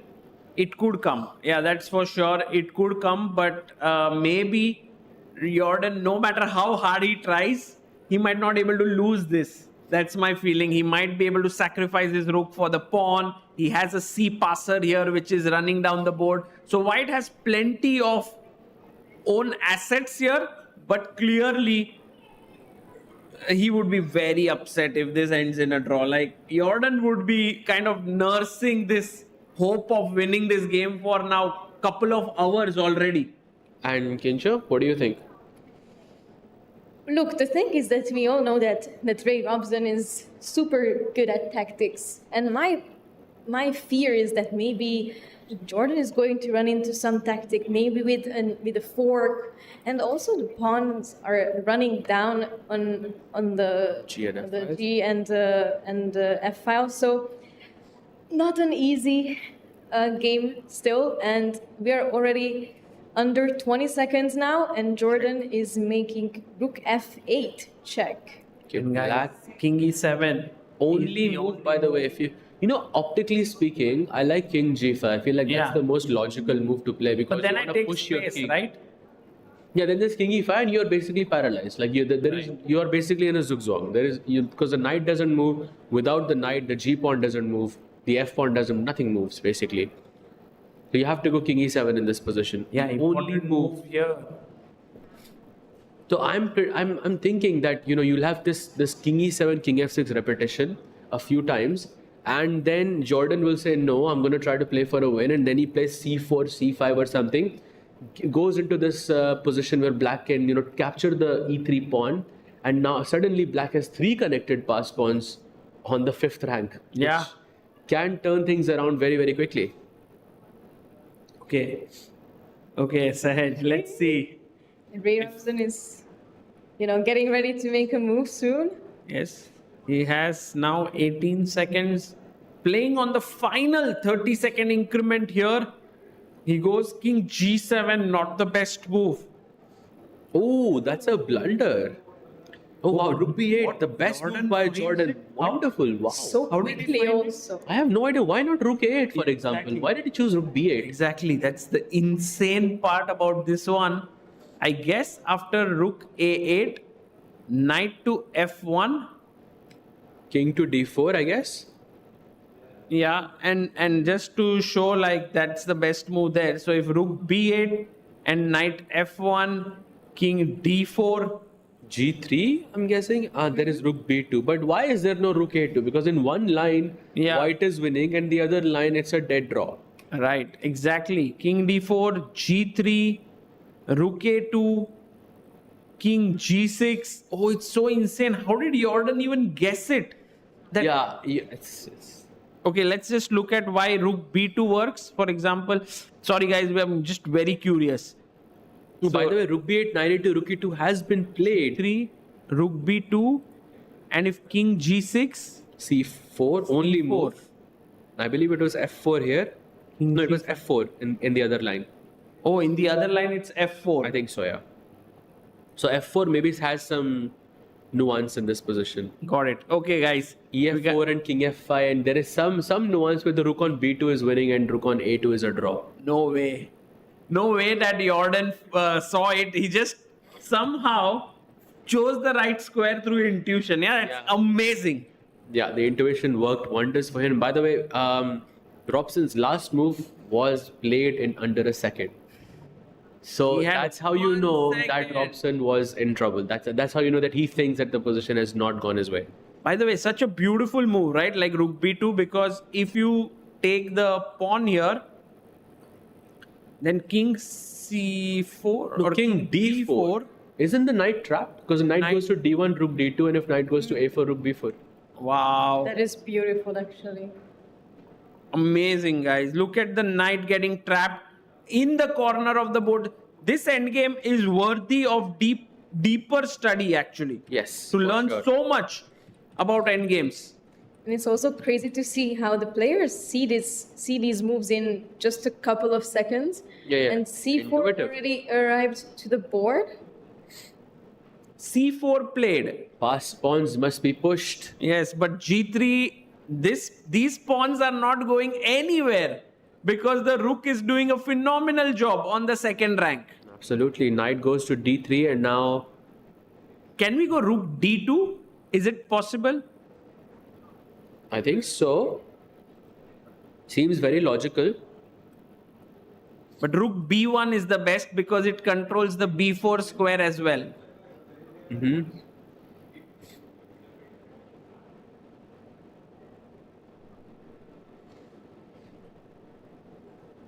Jordan making sure that the record of decisive games in every round continues here. What you shouldn't play is rook C2, obviously. That allows knight G4. Oh, and we have rook B6. B6. Why would he go there? Well, still, controlling the B4 square. And... Oh, I actually don't know. But guys, G3? And then C5. Maybe then he he doesn't want the king to come up. Yes. And another, I think, very nice move played just on intuition alone. So G3, okay, wait a second. G3, C5, G2, rook B1. I think that's what he wants to do. And then the black king cannot come sooner. He goes G3, C5, I'm guessing here. Yeah, you always just make it back on time to the B1 square with the rook. Yeah, C5. I think very simple. G2 and you just bring the rook back to B1 and... Is it time to resign? I think Robson is maybe few more moves, yeah? Yeah, a few more moves. You've played, I think we're on move 69 right now. I think around four to five more moves, I think, to go. Because you just play rook to B1, black will probably go king G6 and you just push the pawn down. So this means, by the way, Kincho, both of your predictions were correct. Yes. You had predicted Jordan winning and the second game to be a draw. Probably I should buy a lottery ticket today. Maybe it's my lucky day today. But how is Robson going to continue here? Are we going to see a resignation? Is he going to try to go for one last trick here? What do you guys think? What's the last trick, actually? That's the question. Maybe there's G2, G2 rook B1, and then knight B4 check because, then the knight cannot be taken as a G1. Knight B4 check, there's just king E5 and you just take on F5 and that's it. This is a very interesting point. Instead of rook B1, let's assume you played rook B7 check, right? Black plays king F6 and then you play rook B1. So this exact same position, black's king is on F6 instead of G7. Then black can play knight B4 check because then there is no king E5. So it's all about just one move, one thing that is different that gets the game going. King F6 now. Yeah, now rook G1 only move in the position to win the game. Oh, because C6. Guys, what if pawn to C6? Can anyone quickly say black to move and draw? Oh, this is very, very, very hard. And actually, he might make this mistake. He goes rook G1. He finds it. He's giving no chances and zero mistakes are being made. Yeah, if C6, by the way, there was knight B4 check. But now this is found. Very, very hard fought win, I think, by Jordan. Yeah. He kept putting the pressure. Once again, king D6 only move, but I think this is pretty obvious. This is obvious. I think Jordan will have such a nice evening today because, when you win such a hard fought game, you really enjoy the dinner, you enjoy your sleep. It's just the perfect way. King D6 on the board. Yup. You take the G2 pawn next and you just push C6. I mean, there are still some tricks, I guess, with F4, E4 and king F5. Some more tricks there, but it's getting less and less and less.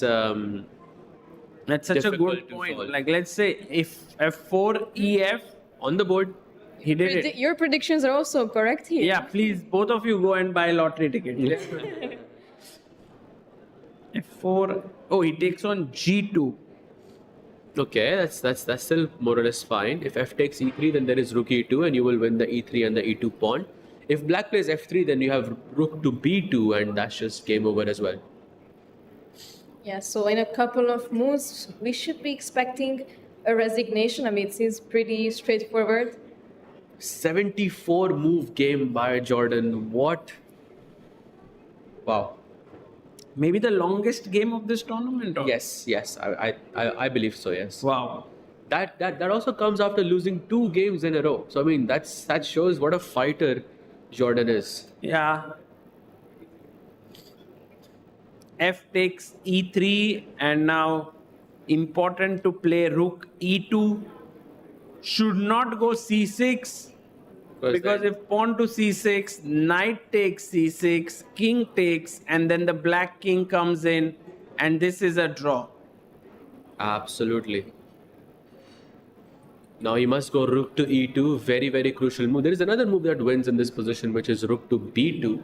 Both of them seem to be winning for white. But rook e2, I think, feels a lot more logical here for Jordan. Yeah, rook e2, rook e3, rook b3, and then you just play c6. Sorry. Take some time to think about it. I was thinking if rook e2. Oh, he goes rook b2. b2. He goes rook to b2. Also a very good move, because you go knight to d3 and then you'll play rook e2. And basically you're hoping that you will sack the rook for both of the pawns and you'll just push the c pawn down, and that's winning. So let's say knight d3 now. Yeah, knight d3. White plays rook e2. Let's say king goes to f5. You take on e3. Black plays king f4. You take on e4. King takes c5. No, I take on... Then king c5 now. So king f4, rook takes c4, king takes c4, and just c6. So nice. And so nice. GG. So nice. No, this is beautiful also. Yeah, Jordan has spotted this. Robson has spotted this. I'm sure that world, puzzle battle championship has, I mean, somewhere in his mind he knows he's lost now, because he has seen, knight a6 is sort of that admitting that this position is already losing. Yeah, but maybe, him being the 5-time puzzle rush world champion, it also means that he can also maybe make up some puzzles on the board. Maybe that is what he's trying to figure out. What is the last trick, the last puzzle that he can create here? Another move played under 2 seconds for Robson. I mean, he has been playing phenomenally, I think, under time pressure. And look at Jordan. He's so stressed right now. It's not the look of a guy who has it all figured out. We sitting here are pretty sure he'll win, but Jordan is not. c6. c6, very, very logical. King f5, that's a huge blunder. By the way, only move to win, rook to a2. Pretty sure he'll find it. Yes, he does it. And if knight b4? Just c7. c7, and it's also queening with a check. Although... Yeah. Queens with a check, and that's just game over. I mean, maybe he might still play with queen and two pawns and a knight. That still looks a bit tricky, but... Yeah, especially because the pawns are like double pawns. If maybe we had a pawn on f4 instead of f3, maybe it would be a completely that would be ideal. Different situation. However, the double pawns are really not helping us here. Yep, we'll see a queen promotion very, very soon in this match. 13 seconds for Robson. What is he gonna do? Queen just traps the knight. Yeah, queen is so strong. Yep. It just traps the knight instantly. Plays e2, rook takes e2, and then you can do the exact same thing in the next move with rook a2 back and pushing the c pawn down. This game is now over. Maybe the last very last shot. The way also Robson moves his king, you can see that it was sort of giving up on the position because he knows this position is lost. Tough loss for Robson here. Yes, but for Jordan, it means that he can come back into the competition, and especially after such a tough loss yesterday, I'm sure that this is going to give him back some of his confidence. 100%. Check.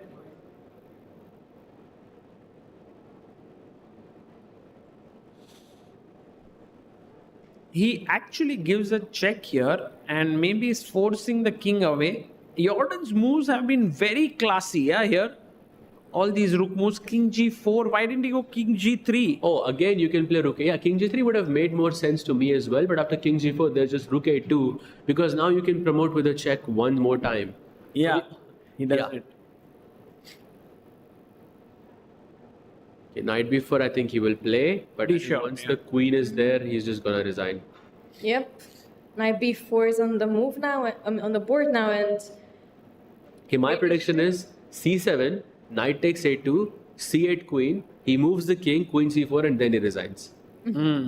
Nice. good point. Check, king f3, queen c4. The knight is trapped, guys. And with e3 here, e2, it's a central pawn against the queen, and that is always winning. It's happening. No. Sorry, it's my analysis. Oh, it happened. No, it is happening. All right. Are your predictions are going to come true? We'll see in the next move. If Robson resigns, then he resigns. Yes. Earlier. Guys, big round of applause to Jordan. I think fantastic play. Really hats off to his fighting spirit. And also Ray Robson for not giving up till the very end, giving us our only decisive game in the Masters section. And with this, I think we had a... Whoa, what a long day of chess. Yeah, maybe the longest. I think the Those longest day of chess. five rounds. Wow, we have had the longest day of chess. Also, you had, the Pookie We had Nihal, we had Awonder. Yes. We had RB Ramesh joining in. So today was a very exciting day. Definitely. So, yep. I would say the results, were a bit dry today, but yeah, Jordan winning that game in 80 moves was, I think, very, very, very nice. Yes. And in the challenges section, Let's have a we look had at... two results, I believe. Vaishali lost to Harshvardhan, and then Abhimanyu defeats Harika as well. Leon versus Pranesh is a draw. AD versus Aryan also a draw. Enian versus Diptayan also a draw. And right now, correct me if I'm wrong, Sagar Bhai, Abhimanyu is leading with 1 point. Yes. And Vincent is also leading with a full point. wow. Because Arjun couldn't win his game. So right now, both sections have a leader by 1 full point. And guys, we were very, very happy to cover this. Oh, we already have the pairings for the 6th round. I think the most exciting one from this is Vidit Anish. Two friends fighting each other. But the big one, Vincent versus Arjun Erigaisi That would be amazing. for the lead in the tournament. So would you say like this is the most critical round tomorrow that we have? Actually, for the Masters and for the Challengers, because tomorrow Pranesh plays against Abhimanyu Puranik. Yeah. So both of them having the most critical round, and this will decide who takes it away. Tomorrow. I'm very excited, guys. I hope you are as well. Thank you all for coming here.